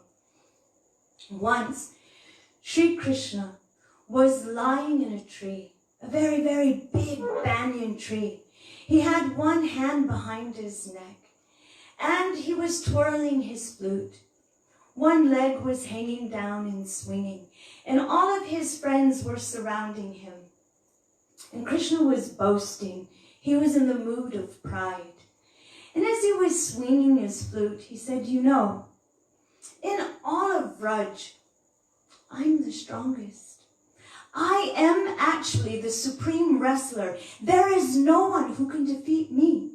And all the suckers were laughing. Oh yeah, Krishna, yeah, it's true. You're the best wrestler. He said, no, even Baladev, even Dalbaya, I am actually so strong that even him, I have been able to slam him in the dust. No problem. I've defeated him. Suckers were laughing. Yes, yes, we've seen you do it. And then he said, even the gopis. What to speak of having to wrestle any of the gopis? When they just see my powerful arms, they tremble in fear, and they're already defeated. All the suckers were laughing. But at that time, one very young maidservant of Srimati Radhika was coming by, and she heard Krishna boasting like this. Immediately she ran to the kunja of Srimati Radhika, and she went to Lalita Sakhi and told her what she heard. Lalita Devi became indignant. She became so angry, and she went to Srimati Radhika. Do you know what Krishna is saying? He is saying that just by looking at his arms, all of us gopis are defeated. He is telling this thing about us. Srimati Radhika said, we can't let him get away with this. But what should we do? Lalita Sakhi, she said, I know. We should challenge Krishna to a wrestling match. All the Sakhis said, yes, yes. But Srimati Radhika said, who will wrestle him? Lalita Devi smiled and she said, don't worry. That I've got under control. So she sent that young Manjari maidservant, you go and tell Krishna that we are challenging him to a wrestling match. On the banks of Jamuna, he should come there. So that young gopi, that young Manjari went to where Krishna was boasting and said, oh Krishna, my Sakhi Srimati Radhika, all the Sakhis are challenging you to a wrestling match on the banks of Jamuna. Krishna started laughing. I accept. Jumped down from the tree, and he began to arrange his cloth like a wrestler. Taking his pitambar, he tied it around his waist, tucking up folds here and there, and he began to go toward Jamuna. There in Radhika's kunj, they began to dress her like a wrestler, tucking her sari in certain ways so that she was completely covered, but yet she looked like a wrestler. And Lalita Sakhi covered Srimati Radhika's complete face with a veil. At that time, Krishna came to the wrestling arena, and he saw that all of the manjaris were making a beautiful wrestling arena, like King Kamsa's, almost like a replica. When Krishna saw it, he started to laugh. And he said, oh, this is very, very funny. Those gopis have already been defeated. They should have done something that was for them. They should have done something that would be auspicious for them. But they don't know. I'm so strong. Easily I can defeat Kamsa's wrestlers. It's no problem for me. Their defeat is already certain. And so Krishna started slapping his arms and his legs, getting ready to wrestle. Krishna said, okay, where is my opponent? At that time, Lalita Sakhi brought Srimati Radhika behind a very, very large grove of beautiful flowers with such a fragrant scent. At that time, a very soft wind blew past her, and the scent of Srimati Radhika came to Krishna. At that time, when he smelt the fragrance of the body of Radhika, Krishna began to become dizzy. His head started to spin. Madhumanga was looking at him and saying, hey, what's wrong with you? Krishna said, oh, nothing, nothing. Let's do this. I'm ready to go. I'm okay. Krishna shook his head out of it. When Srimati Lalita Sakhi saw, she thought, okay, now is the time. And Srimati Radhika came out with all of her Sakhis and Manjaris behind her, but her face was completely covered. Krishna looked, and he began to stare and stare. He thought, what is that? It looks like a bolt of lightning, but it can't be lightning because lightning strikes and goes away. But this form is so brilliant, so astonishing, it's like lightning. What is it? Madhumanga looked at him and started to shake him. It's a girl. It's just a girl. It's a gopi. Krishna looked and he said, oh, it's not like any girl I've ever seen. Madhumanga's like, Krishna, snap out of it. It's just a girl. Krishna said, oh, is that my opponent? Is that the person that I'm supposed to wrestle? Lalita Sakhi smiled and she said, yes. Krishna said, no, I can't wrestle this person. First, I have to see the face of my opponent. I haven't actually seen her. Show me her face so I know who I'm wrestling. Lalita Devi said, okay. And so very, very swiftly, she lifted up the veil of Srimati Radhika. And at that time, Srimati Radhika looked toward Krishna with her sidelong glance. It is said that she was piercing him again and again with the sidelong arrows of her glance. Her eyes are like a bow. Her eyebrows are like a bow. And her glances were like arrows perpetually hitting the heart of Krishna. At that time, just seeing Srimati Radhika and the effect of the arrows of her sidelong glance hitting his heart, he immediately fell flat in the dust of Vrindavan. All of the gopis began to call out, Jai Radhe, Jai Radhe, Radhe, Radhe, Radhe, Jai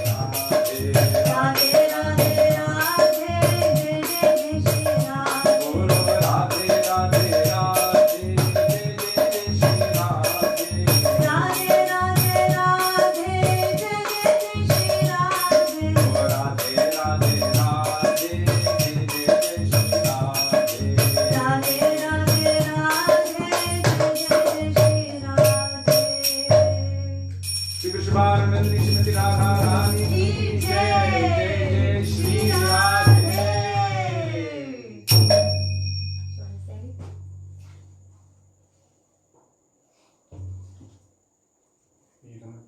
With that, Leela.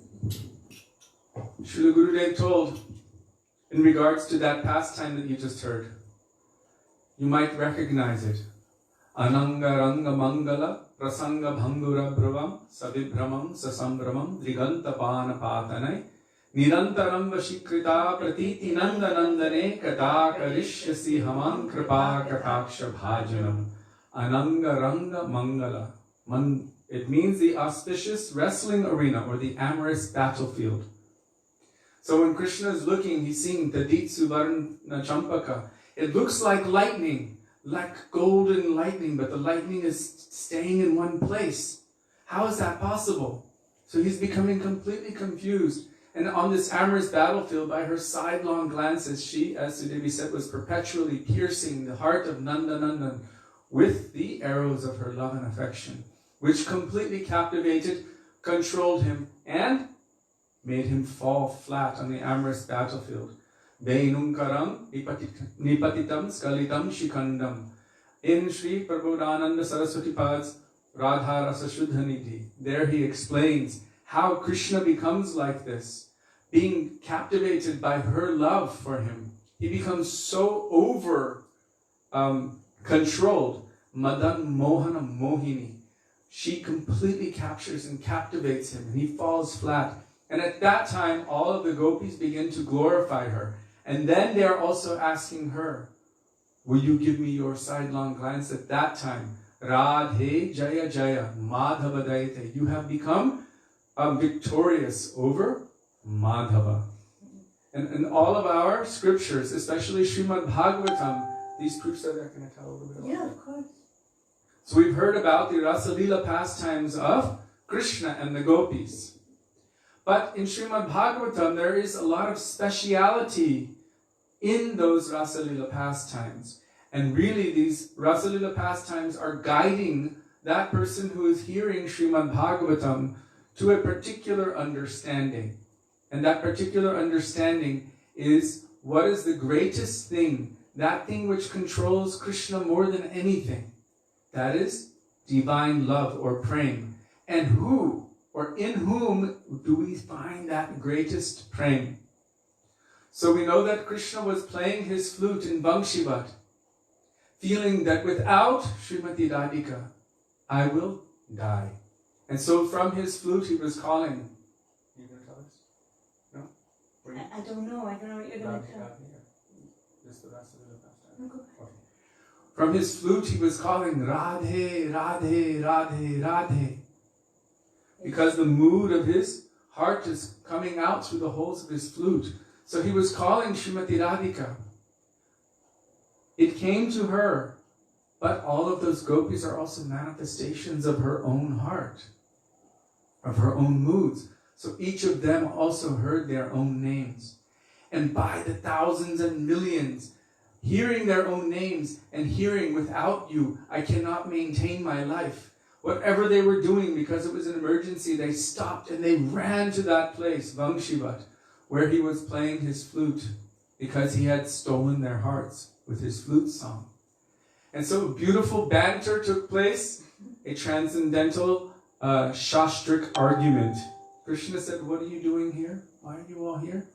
It's not appropriate for young married women to come to the forest alone at night, especially not to meet with a young man. You should go back home. And they're like, oh, so now you're giving us instructions, therefore you are our guru. So Shastra says the first person someone should worship is their guru, then they can worship anyone else. So first we will worship you. And so this kind of conversation went back and forth, until finally the gopis were victorious. And then a beautiful Rasa Leela took place. But Srimati Radhika was feeling Krishna is not experiencing the height of the transcendental pleasure that he is capable of experiencing. So she naturally developed what is known as Man. Man is a stage of praying which appears to be jealous anger, but it is transcendental, and it is a stage of love which increases the transcendental bliss of the beloved. So what did she do? She left that place. Shatakoti Gopi Madhavaman. Thousands and millions of gopis were there, but Radhika left. And Krishna was feeling, what happened? When the original Shakti, the supreme source of all of them, was not present, Krishna was not feeling the same happiness and exultation in his heart. He went searching for her. She is Sarva Lakshmi Mahi. He went searching for her because only she is fully able to satisfy all of Krishna's desires. Only she is able to. So he went searching for her, leading millions and millions of gopis. Finding her in a very private place. There he began endeavoring to pacify her. Where is that? Shringarvat. Just next door. In Shringarvat. There Krishna began apologizing. And how was he apologizing? Through seva. This is how you apologize. You serve that person who you may have upset. So she had left there in a mood of upsettedness, and he went searching after her to find her. And there he was braiding her hair, decorating her hair with flowers, serving her in so many ways. Vrindavan, all of Vrindavan is Seva Kunj. Not only because so many want to worship Krishna here, but especially because Krishna wants to worship his gopis here, his devotees. So there he was serving Srimati Radhika. And then he said, you should get on my shoulders and I will take you for a ride. So he was just bending down and Radhika was about to get on his shoulders, and at that moment, the other gopis could be heard coming from a distance searching for Krishna. So they were searching everywhere. Where is Krishna? Where is Krishna? So Krishna immediately disappeared from there. And Radhika also left that place in deep separation from Krishna. So where did he go? In separation, he came here, just next door, right here, to Imlitala. And there in Imlitala, feeling deep separation from Srimati Radhika, sitting underneath that tamarind tree, Radha Chintaniveshena Yasya Kantir Vilopita Shri Krishna Charanam Mande Radha Lingita Vigraham. Being so deeply absorbed in thinking about Srimati Radhika, it was as if she had completely embraced him. Radha Alingita Vigraham means his form became that form which is embraced by Radhika. And because of that, he manifested a beautiful golden complexion. And she went across Jamuna to a place we now know as Mansarovar. And there she was so absorbed in thinking about Krishna and feeling separation from Krishna that her complexion became blackish like Krishna's. And she wept a whole lake, a Sarovar, of her tears in the form of Man. This is transcendental stage of prem, divine love and affection. So to this day we can go to that place where Mansarovar exists, the lake of Radhika's tears, of her praying for Krishna. She turned a blackish complexion like Krishna in that place. Meanwhile, all of these other gopis came to this area, this vicinity, and they were searching, where is Krishna, where is Krishna? And they saw something. They saw two sets of footprints. All of the gopis recognized Krishna's footprints, but not all of them recognized Radhika's footprints. Her own group of gopis recognized her footprints. Lalita, Vishaka, Chitra, Champaklata, Induleka, Tungavidya, Sudevi, Rangadevi, all of her own manjaris and all of the gopis, they recognized Radhika's footprints and they felt so much pride. Krishna left everyone for her, our Sakhi. So they are Svapaksha, they are in her party and they feel so much pride when she controls Krishna like that. All of the other gopis, even the gopis who were Tatashta and Vipaksha. Tatashta and Vipaksha. Vipaksha means the opposite party. Chandravali and her friends, and Tatashta, those who are leaning a little bit toward her party. They didn't know whose footprints those were with Krishna's. They recognized Krishna's, but they didn't know whose footprints those were. And what did they say? Anaya radhito nunyam bhagavan harir ishwaram yanno vihaya govinda prito yam anayadraha. Whoever this gopi is certainly the most fortunate. She must have pleased Krishna more than anyone, that Krishna would leave everyone to search after her. So without even realizing it, they also gave this glorification to Krishna. They gave that glorification. And Shukadeva Goswami shared that glorification without directly saying the name of Srimati Radhika, but he shared that glorification to prove the superiority of Srimati Radhika's love and affection over Krishna, and over her love and affection to Krishna over all other gopis combined. Millions and millions of gopis do not altogether compare to even one Srimati Radhika. And this is proven by this pastime in Srimad Bhagavatam. So our Guru Varga, Sri Chaitanya Mahaprabhu, all of our acharyas are telling us these pastimes. Why? Because they are like the victory flag of Srimati Radhika, showing that she, only her love, completely controls Krishna. That Krishna becomes completely captivated. Therefore she has this name, I was just looking at it here, Govinda Mohini. Only she can fully capture and bewilder the mind of Krishna. So all of our Guru Varga are telling these kathas, and Srimad Bhagavatam is telling us this as well, that only Srimati Radhika's glories are that high, that Krishna will leave everyone else for her. And when Uddhav, can I tell that? When Uddhav came to Vrindavan, Krishna had sent Uddhava. Seeing the height of Radhika's love. What's up? You can go. No, only if you go now, then I can. Because it'll be just go. Oh, sorry. Sorry.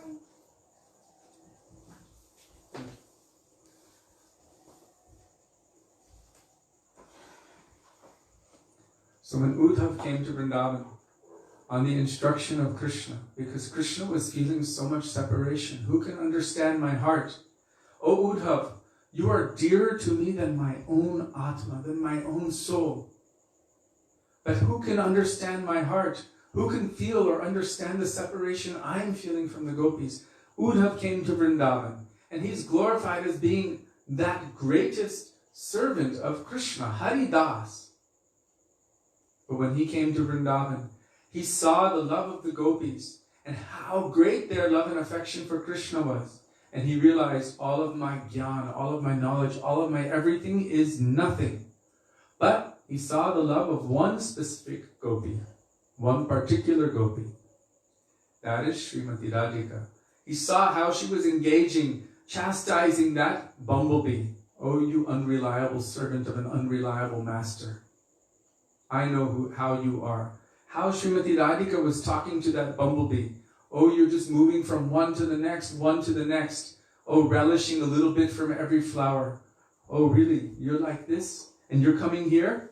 So she was treating this bumblebee like such. When Uddhava was witnessing the love and affection that Radhika had for Krishna and how it was manifesting in this divyonmad, transcendental madness, prem vaichitya. At that time, Uddhav began praying. First, Vande Nanda Braje Srinam Padarenu Bhikshnasham. He's praying for just even a particle of dust from the feet of the gopis. But then, Ashamaho Charanarenu Jushamahangsham. He's praying, may even one particle of dust from the feet of any particular gopi, that gopi, Srimati Radhika. May I become like grass or shrubs in Vrindavan, so that even one particle of dust from her lotus feet may come onto my head. So he's considered one of the greatest personalities and the dearest to Krishna, whom Krishna said, you are even dearer to me than my own soul. And Uddhav himself is praying for a particle of that dust. All of the greatest personalities, the greatest sages, Sanaka, Sanatana, Varnita, Charite, all of them are praying for just a particle of dust from her lotus feet. In Sri Radha Kripakatakshastavaraja, there is saying, Ananta Koti Vishnu Loka Namra Padmajarchite Himadrija Pulomaja Virinchaja Varaprade Apara Siddhiriddhidigda Sat Padangulinake Kadakarishyasi Hamang Kripa Kataksha Bhajanam. Oh, all great personalities and millions of Vishnu Lokas, all the great sages, all the greatest brahmacharis, everyone, all the greatest, most dear personalities to Krishna are begging for just one particle of dust from her lotus feet to come onto their heads. How great is her love that even Krishna is praying for that substance for his own head. So Krishna himself has shown through this Rasalila pastime how great is her love. And Srimati Radhika has also shown this victory. This has increased Krishna's transcendental happiness more and more, because after this took place, then when the reunion happened, then Maharas took place. Beautiful Rasalila pastimes took place.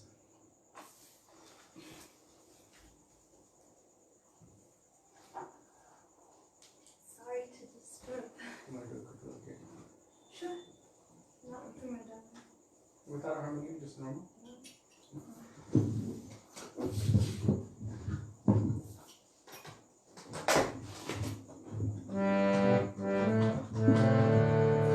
Jai Jai Radha Hari Bol. Jai Jai Radha Hari Bol. Jai Radha Hari Bol. Jai Jai Radha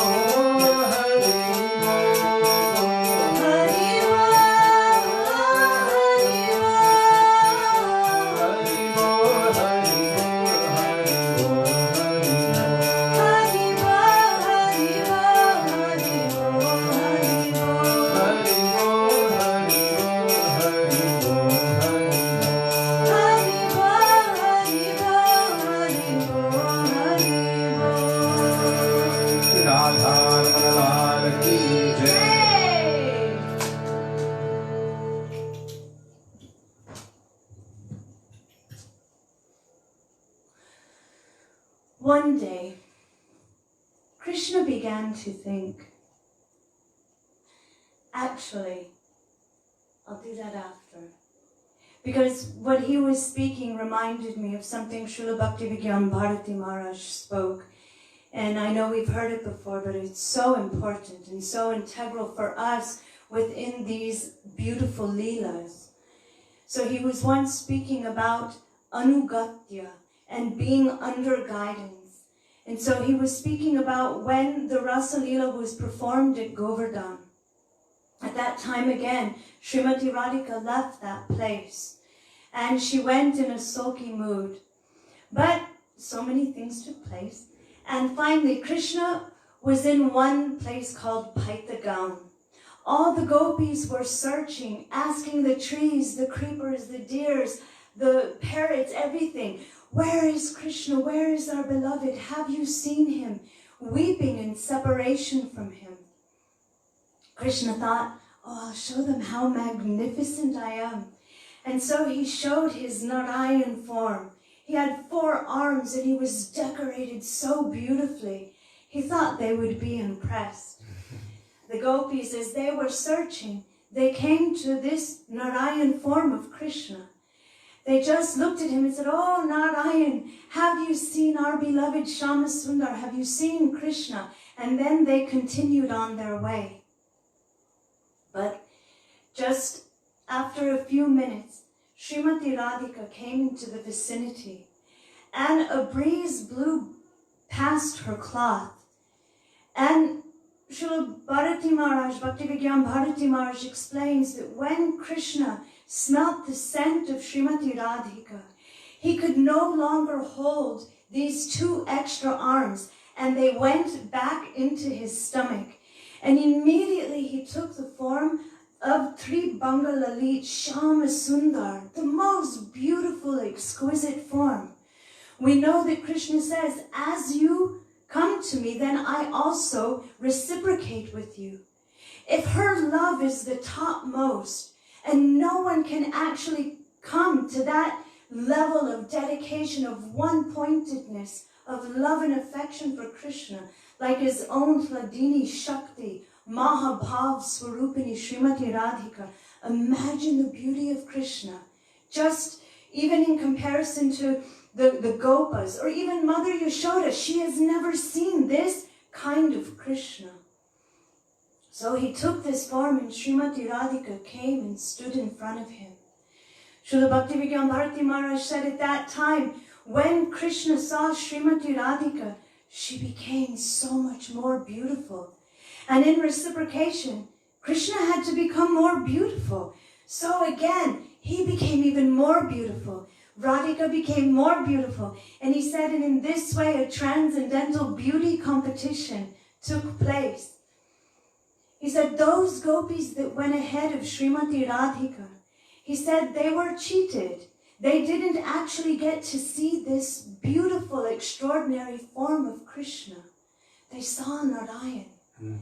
But those Manjaris and Sakhis who were following behind and next to Srimati Radhika, not only did they get to see this beautiful form of Krishna, but they got to see that love, that exchange, the love between Radha and Madhav, the love between Radha and Krishna.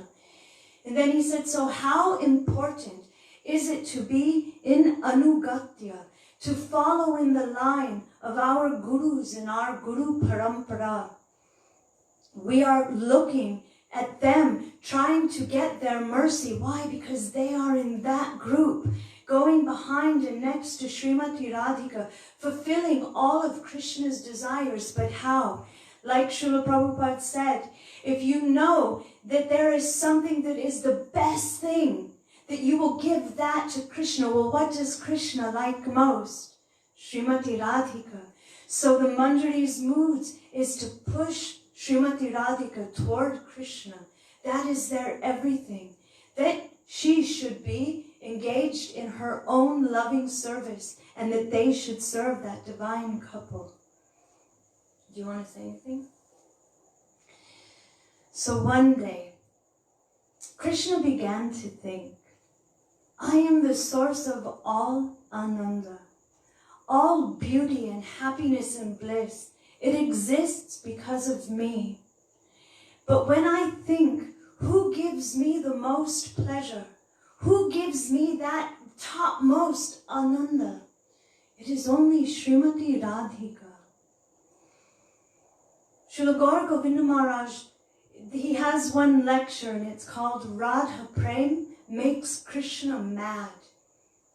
And in this lecture, he begins to explain how Krishna has become completely and totally and utterly obsessed.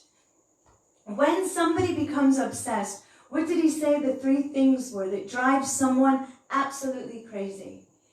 One of something, if you can't understand something and you're trying to understand it, that will make you a bit mad. Another one, if your capacity is not enough to handle what is coming to you. Srila Gaura Govinda Maharaj gave the example of a powerful electric current.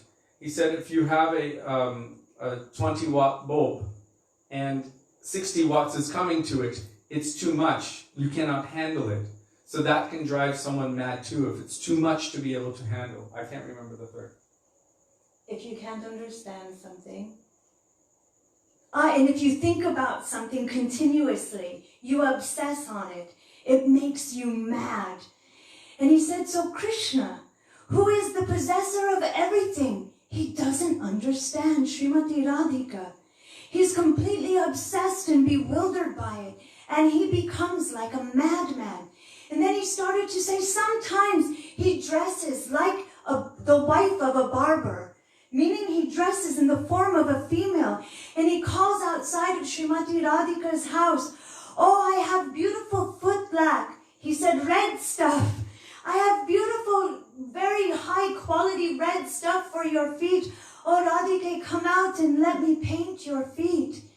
He said sometimes he will sit on a path and wait, hoping at any time Srimati Radhika may walk past. Is this not madness? He said when Srimati Radhika is bathing in Jamuna, Krishna bathes downstream so that all of the garlands and all of the shringar that's adorning her body will be carried to him and he will have abhishek in that. Is this not mad? Sometimes he again dresses like a female and he calls out, oh Radhike, I have so many beautiful things to braid your hair. Let me decorate you and braid your hair and give you so many beautiful bangles. Is this not mad? He goes on and talks about how Krishna has become completely and totally captivated and obsessed with Srimati Radhika.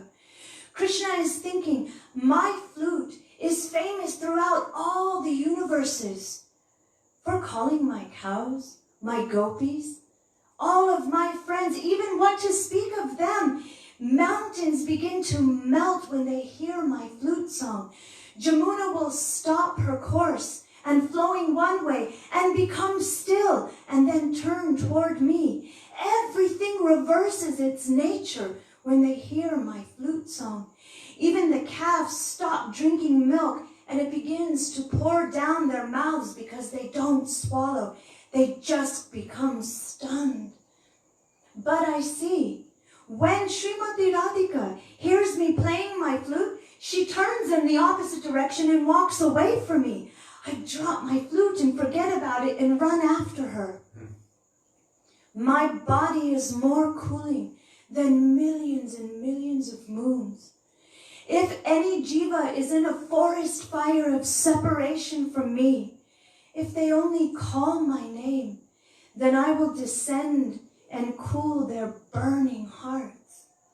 But I see that when my body and my heart is burning, it is only the touch of Srimati Radhika that can cool me.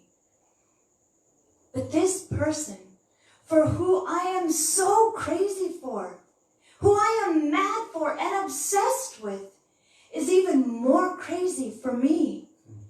When she hears the wind blowing through a bamboo forest. She thinks it's my flute calling her, and she runs toward it.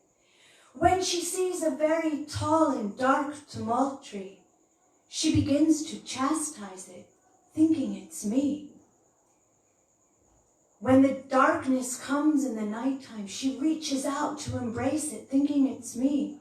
In Hamsa Duta, it is said that Srimati Radhika, in separation from Krishna, draws a picture of Krishna on the ground, and seeing that picture of Krishna, she throws herself on the ground to embrace it, and then falls into a faint, that her body becomes completely bruised by this overwhelming nature of love for Krishna.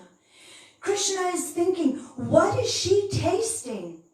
It is as if what she is tasting is 10,000 times more than me, but I am Vishai. I am the taster of everything. Every kind of joy exists to give pleasure to me. But I see that she is tasting more. What is that? What is it that she is tasting that is so much more than what I have? Our Guru Varg in Chaitanya Charitamrita, Srila Krishnadas Kaviraj Goswami explains, what is she tasting? She is tasting what it is like to love and serve Krishna. Our Gurudev would always say, if your tongue is made of sugar, then if you taste sugar, you won't understand it, you won't know it. If your tongue is made of sugar, you don't taste it. So Krishna doesn't understand his own sweetness. So he began to become mad and obsessed. I want to taste that thing. Srila Krishnadas Kaviraj Goswami says her heart was like a spotless mirror. And when Krishna would look in that mirror, he would think, I want that. I want to taste it. His love is completely doubled and expanded when he looks in that mirror. To the highest extent of love, he looks in there and he can't comprehend it. He thinks, I need something like that. I need a mirror like that. Our acharyas explain, having a mirror, what is the purpose of that? It's to give pleasure to the person looking in the mirror, not for itself. It exists for the other. So even that is not enough. He will have to understand what it is like to love Krishna. How? By understanding the moods, the greatness of the love of Srimati Radhika and his own sweetness combined. That kind of happiness, he will have to understand what it is like to taste. Srila Gaura Govinda Maharaj said, at that time, Krishna sat down and began to meditate on Srimati Radhika.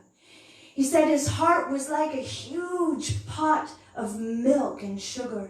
And like making burfi, it began to condense this mood in his heart. I want this Radha Bhav. I want to know what she is experiencing. As this madness, this meditation was burning in his heart, that condensing was coming down like burfi. He said, when you're cooking burfi and it's cooking down and down and down, it becomes thicker and thicker. And when it becomes more like a paste, no longer liquid, it starts to make a sound. Tup, tup, tup, tup, tup, tup, tup. And then he said, so as that was happening and this burfi was being condensed, meaning that mood of Radha Bhav was manifesting in his heart. Tup, tup, tup, tup, tup, the kanchana Gaurangi, Radhe Vrindavaneshwari, Vrishabhanu Sute Devis, Pranamami Haripriya. He said, meditating on Gaurangi, Krishna became Gauranga. Why? Why did he come? He had to come to take shelter of a very particular kind of process to understand what it is like to love himself. Sri Radhaya Pranaya Mahima. Sri Chaitanya Charitamrita tells, Sri Radhaya Pranaya Mahima Kidrishovana Eva, Shadyo Yena Bhutam Adurima Kidrishovamadiya, Sokyam Chasyamar Anubhavata Kitrisham Veti Lobhat, Tadbhavadyam Samajani Shachigarva Sindho Harindu. So Krishna's three main desires, they're all part of the main desire for manifesting in this world in that beautiful Gauranga form, were all related directly to tasting the bhavs or the moods of Srimati Radhika's love and affection for Krishna. Why is it that she's experiencing so much more than me? I'm the taster of all Ananda. She is from me. How is she experiencing millions of times more? Wait a second. I want to experience what she's experiencing. How great is her love? Sri Radhaya Pranaya Mahima. He wants to know how great that love is. The problem is there's no end to it. As I've mentioned before, Yavad Ashray Vritti. Srila Gurudev explains that when you think you've come to the absolute extent, you've hit the ceiling and you can no longer go any further, then it continues to expand millions of times, unlimited times more than that. This is Yavad Ashray Vritti. How great is her love? He cannot fathom the depths or the greatness of her love. So this is one of those things which was driving him insane, completely mad and bewildering him.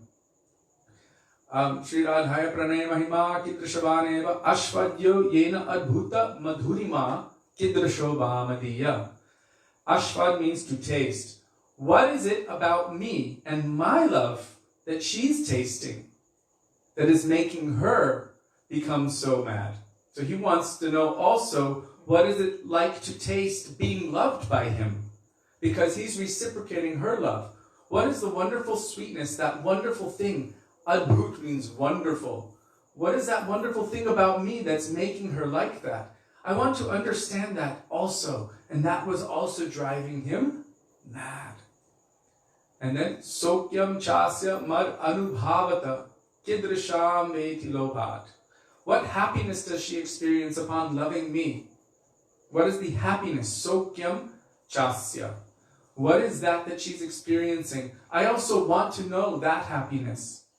I am the source of all Ananda. I am the source of bliss and happiness, but she is experiencing 10 million times more. I want to know that. This is the primary reason for Krishna's appearance in this world from the womb of Mother Shachi as Shachinandan Gaura Hari.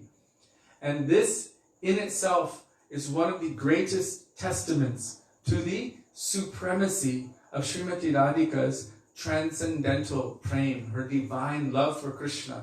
That Krishna himself cannot figure it out, cannot fathom it, cannot calculate it, and becomes greedy to taste what she herself is experiencing. And so needs to, are you going to tell this part? No, Take shelter. Continue. Some say that he stole her moods. Srila Bhakti-Vigyam Bharati Maharaj and our Guru Varga have explained, no. He could not steal her moods. He had to take shelter of Srimati Radhika and beg those that, can I taste your moods of love and affection? I want to taste that. So he took shelter of her. And by that, he was able to experience something of her moods. Her moods are known as Unata Ujvala Ras, the supreme highest extent of loving feeling, loving relationship to Krishna. This is Unata Ujvala Ras, and he is endeavoring to taste that in the form of Shachinandan Gaura Hari. So he undertook a particular process to understand that love. And we know that what he was tasting, he wanted to give something to the world.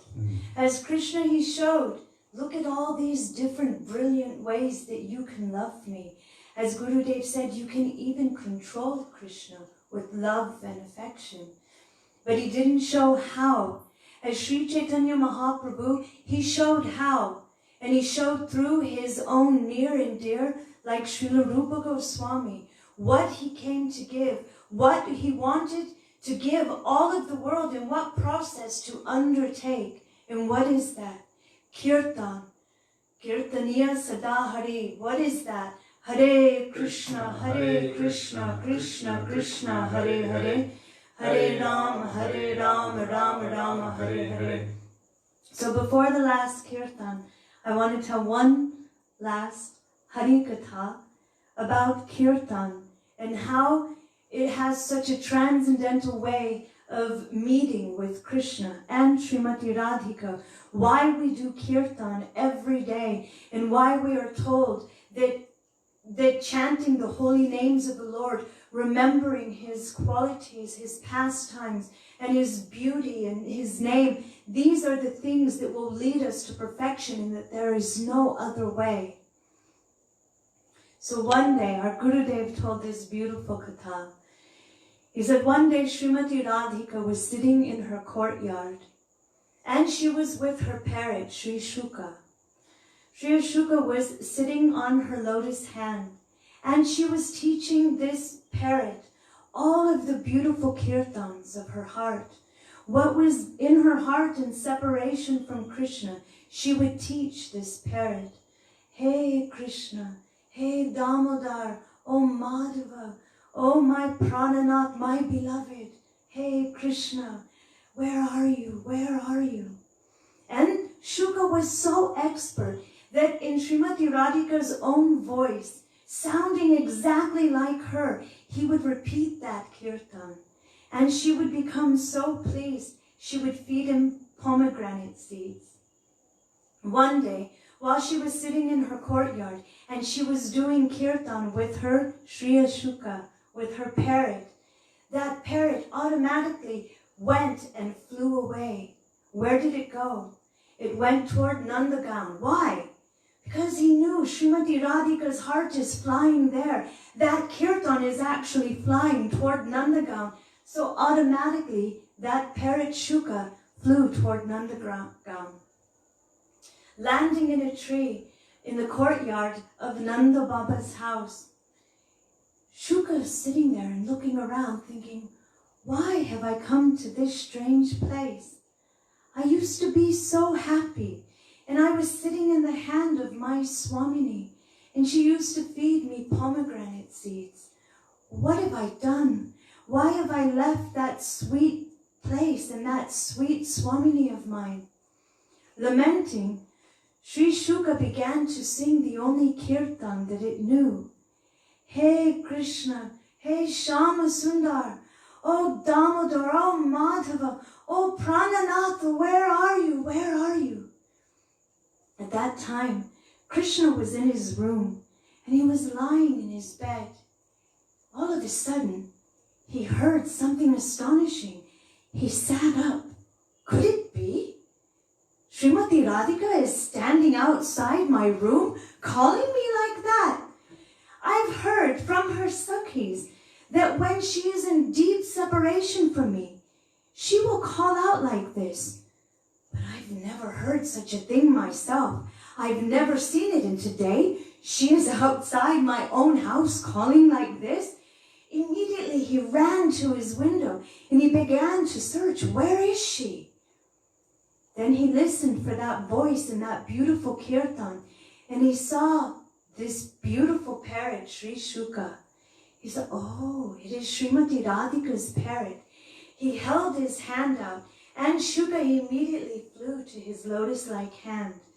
Krishna looked at him and began to smile. He thought, you have brought me the heart of my own beloved. Everything that she can't even tell me in her own words, you have given me today. You have shared her heart with me. Oh Shuka, now I'm going to teach you an even better kirtan. And then he began to teach, Radhe, Radhe, Radhe, Jai, Jai, Jai, Shri Radhe. Radhe, Radhe, Radhe, Jai,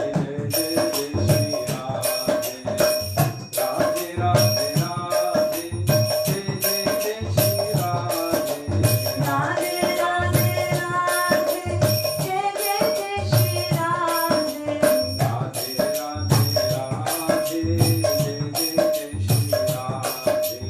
Radhe, Radhe, Radhe, Jai, Jai, Jai, Shri Radhe. Radhe, Radhe, Radhe, Jai, Jai, Jai, Shri Radhe. Radhe, Radhe, Radhe, Jai, Jai, Jai, Shri Radhe. Then Krishna told Shuka to go back to Srimati Radhika's place in Yavat.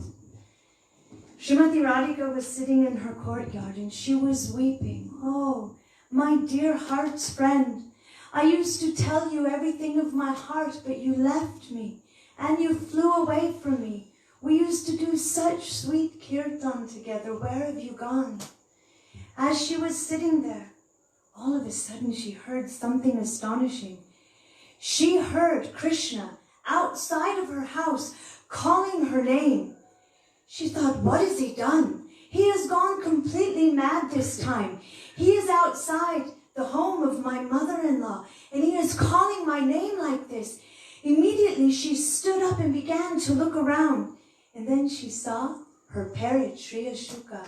She held her hand out, and Shuka flew into her hand. She said, oh, today you have brought me the message of my own Prananath. I was thinking that when he is at home, he is thinking of 1,000,001 other things, perhaps 1,000,001 other gopis. But today I understand he is calling my name. Oh Shuka, you should have all of my blessings. So Gurudev gave this as an example, first and foremost, of who is Sri Shuka. He said, Shukadev Goswami is the greatest Kirtaniya. Shukadev Goswami is Srimati Radhika's parrot in Braja Vrindavan, and he is the one who has given us the heart of Krishna in Srimad Bhagavatam. But also what is showing us that when we do kirtan, what we can't say with our own mind, with our words, what we can't actually express, can be expressed when we are calling out this Maha Mantra. Srila Gaur Govinda Goswami Maharaj said, the chanting of this Maha Mantra is the sound of the jiva calling out and crying for Krishna in deep separation. What we can't even intellectualize, what we ourselves mentally don't even understand, whether it is physical or subtle, we don't understand it, but the Atma knows it. It is weeping in deep separation from Radha and Krishna. And it is through this process of chanting the holy names of Krishna, this Maha Mantra, the crying of the Atma can be heard by Krishna. What is that? I only want to know you and love you. How can I serve you? How can I serve Srimati Radhika? And as we have told since Baladev Purnima, Janmastami, Lalita Saptami, today is Radhashtami, and also the appearance day of Srimati Vishaka Sakhi. She is called Anuradha, like little Radha. Her temperament, her mood, her even form is almost identical to Srimati Radhika, and she is so near and dear to the divine couple. So we have heard that on these days, all of the Brajabasis want to give something. What can I give? How can I give anything in charity? If you want anything, oh, today you're calling, your Atma is calling out this Maha Mantra. Krishna will have to hear. Why? It is the appearance festival of his own heart's beloved. He becomes so captivated by anyone asking for one thing. What is that? Shama Sundara Shikanda Shekara Smerahasa Murali Manohara Radhika Rasikamam Kripanidhe Swapriya Charana Kinkarim Kuru Prananata Vrishabhanunandini Shri Mukhabja Rasalola Satpada Radhika Padatale Kritastitim Tvam Bhajami Rasikendra Shekara Samvidhaya Dashanetrinam Vibho Prartaye Vrajabahendra Nandana Ashtumohana Davati Vallabham Janma Janmani Madishwari Priya Janma Janmani Madishwari Priya. We explained this last night, that O Krishna, O Brajabasis, O Lalite, O Vishake, O Guru Sakhi, O my dear Guru Varg, O Gopishwar Mahadev, O anyone who can give me, O Purnamasi, Vrinda Devi, Tulsi Maharani, if you can give me anything, my only request is to please make me a kinkari at the feet of Srimati Radhika. As we said last night, even if we don't understand, we don't know the calling of our own heart, when we're chanting Mahamantra, we don't understand that it is our Jivatma crying out in separation, and yet we're begging, please accept it as such. Please accept it as the topmost prayer of my heart, that I want to serve the divine couple in Vrindavan. And if you can give me anything, please give me that.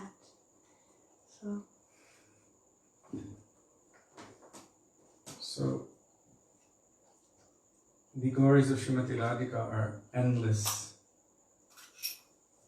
They are unlimited, and Krishna is still endeavoring to try to understand them without ever being able to come to the extent of them, because she is unlimited just like Krishna, and she is completely unlimitedly controlling Krishna with her love and her affection. For the Gaudiya Vaishnavas, for those of us who are coming in the line and under the guidance of the real, true Rupanuga Vaishnavas, our goal, our hope, our aspiration is to somehow or other take shelter of those personalities who are the servants of the lotus feet of Srimati Radhika and Krishna.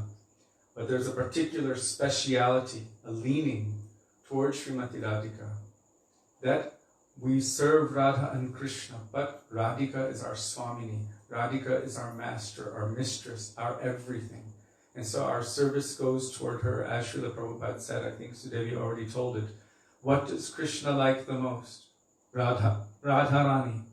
Okay then, let us push her to Krishna. This mood. Instead of trying to meet with Krishna personally, Aradhananam Sarvesham, Vishnur Aradhanam Param, Tasmat Parataram Devi Tadhyanam Samarchanam. Mahadev himself, Lord Shiva, is telling that of all kinds of worship, worship of Vishnu is the highest, of Krishna. But what is higher than that?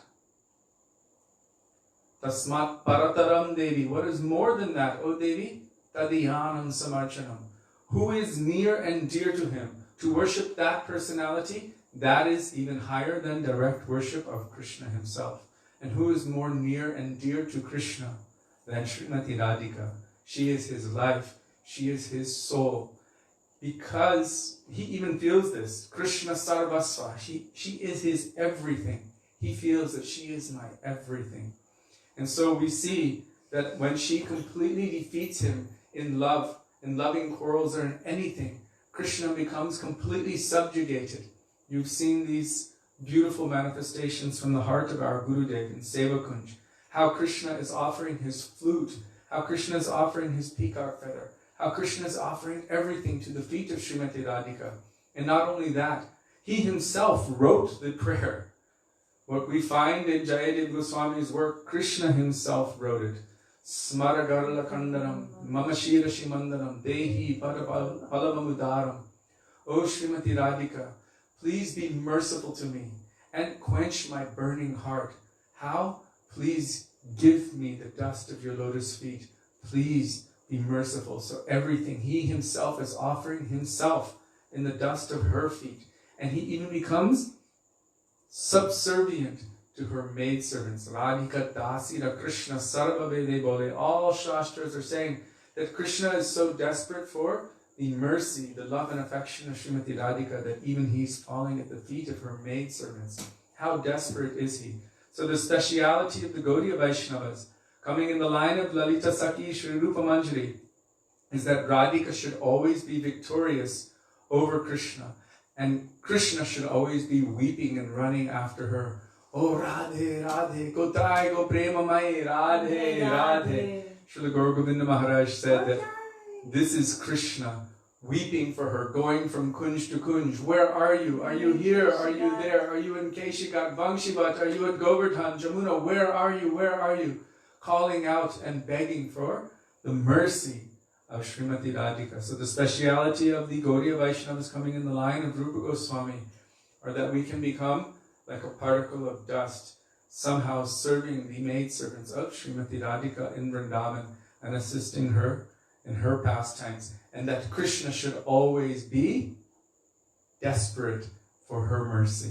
Smaragarla kandanam mamashi rashimandanam dehi padapalavam mudaram Vrishabhanandini Srimati Radhika Thakurani ki jai. Thank you for staying with us for almost 4 hours. We almost did a Janmashtami vrat. So Chaitanya Mahaprabhu, who is the manifestation of Krishna, endeavoring to taste these beautiful, sweet moods of love and affection that Radhika is experiencing for Krishna, also desires, upon tasting that, oh my God, this is the most amazing thing. Krishna, the supreme enjoyer, is tasting what it is like to love and serve Krishna from the perspective of the supreme devotee, that is Srimati Radhika. He's tasting from that perspective, and he's so overwhelmed and infatuated and impressed by this that he wants to share it with the world. Prem ras niryash korite ashvadan, tasting that highest prem ras, he desires to give it to the world. Rag marga bhakti loke korite pracharan. He's preaching that, sharing it with the world. He desires to give it. But our Srila Gurudev said, this unata ujvala rasa, this is the property of Srimati Radhika, and Krishna can endeavor to try to experience it up to a certain point. What can we experience? Some semblance of that, some nectar sprinkles, or some kind of vapor of that, some fragrance or scent of that. That is the Sva Bhakti Shriyam, the beauty of that. And that is manifested in the mood of the maidservants of Srimati Radhika. And what is the process by which Chaitanya Mahaprabhu gave to us, by which we can experience, by which we can awaken our natural, spontaneous love and affection in service to Sri Sri Radha and Krishna in Vrindavan? Hare Krishna, Mahamantra. And how to chant that? The crying school. Feeling moods of separation, tears flowing from your eyes like torrents of rain, calling out in a mood of desperation, begging for that mercy and that shelter. That will attract their mercy. So although today is the most holy and happy day, still to cry out with Mahamantra, Chaitanya Mahaprabhu is showing through his own practice how to call out, with what kind of mood that will attract their mercy and bring us into their fold. Actually, our Srila Gurudev, Srila Bhaktivedanta Narayan Goswami Maharaj, he said that we should try to cry for Krishna. We should cry for Radha and Krishna. And then he said, if we cannot weep for them, then we should weep to be able to weep for them. And then he said, if we can't do that, then we should put chili in our eyes. He said, by any way, some tears should be wept for Radha and Krishna. And so I just wanted to share that along the lines with what he said, because we are in deep separation. We don't know what it is like to meet them, to have that loving relationship with them. But we have met those who know them, who are tattvadarshi, who are experiencing that truth. And from them we hear that the way to attain them is to weep and to cry and to enter into that crying school. So, thank you.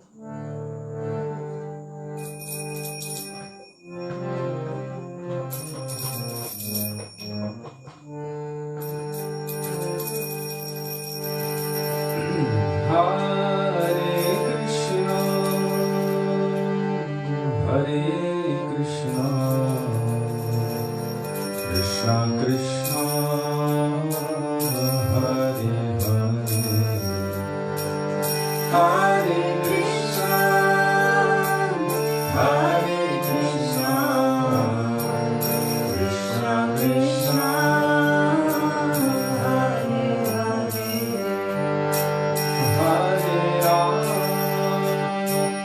Hare Rama, Rama Rama, Hare Hare, Hare Rama, Hare Rama, Rama Rama, Hare Hare, Hare Krishna, Hare Krishna, Krishna Krishna, Hare Hare, Hare Krishna, Hare Krishna, Krishna Krishna, Hare Hare, Hare Rama, Hare Rama, Rama Rama, Hare Hare.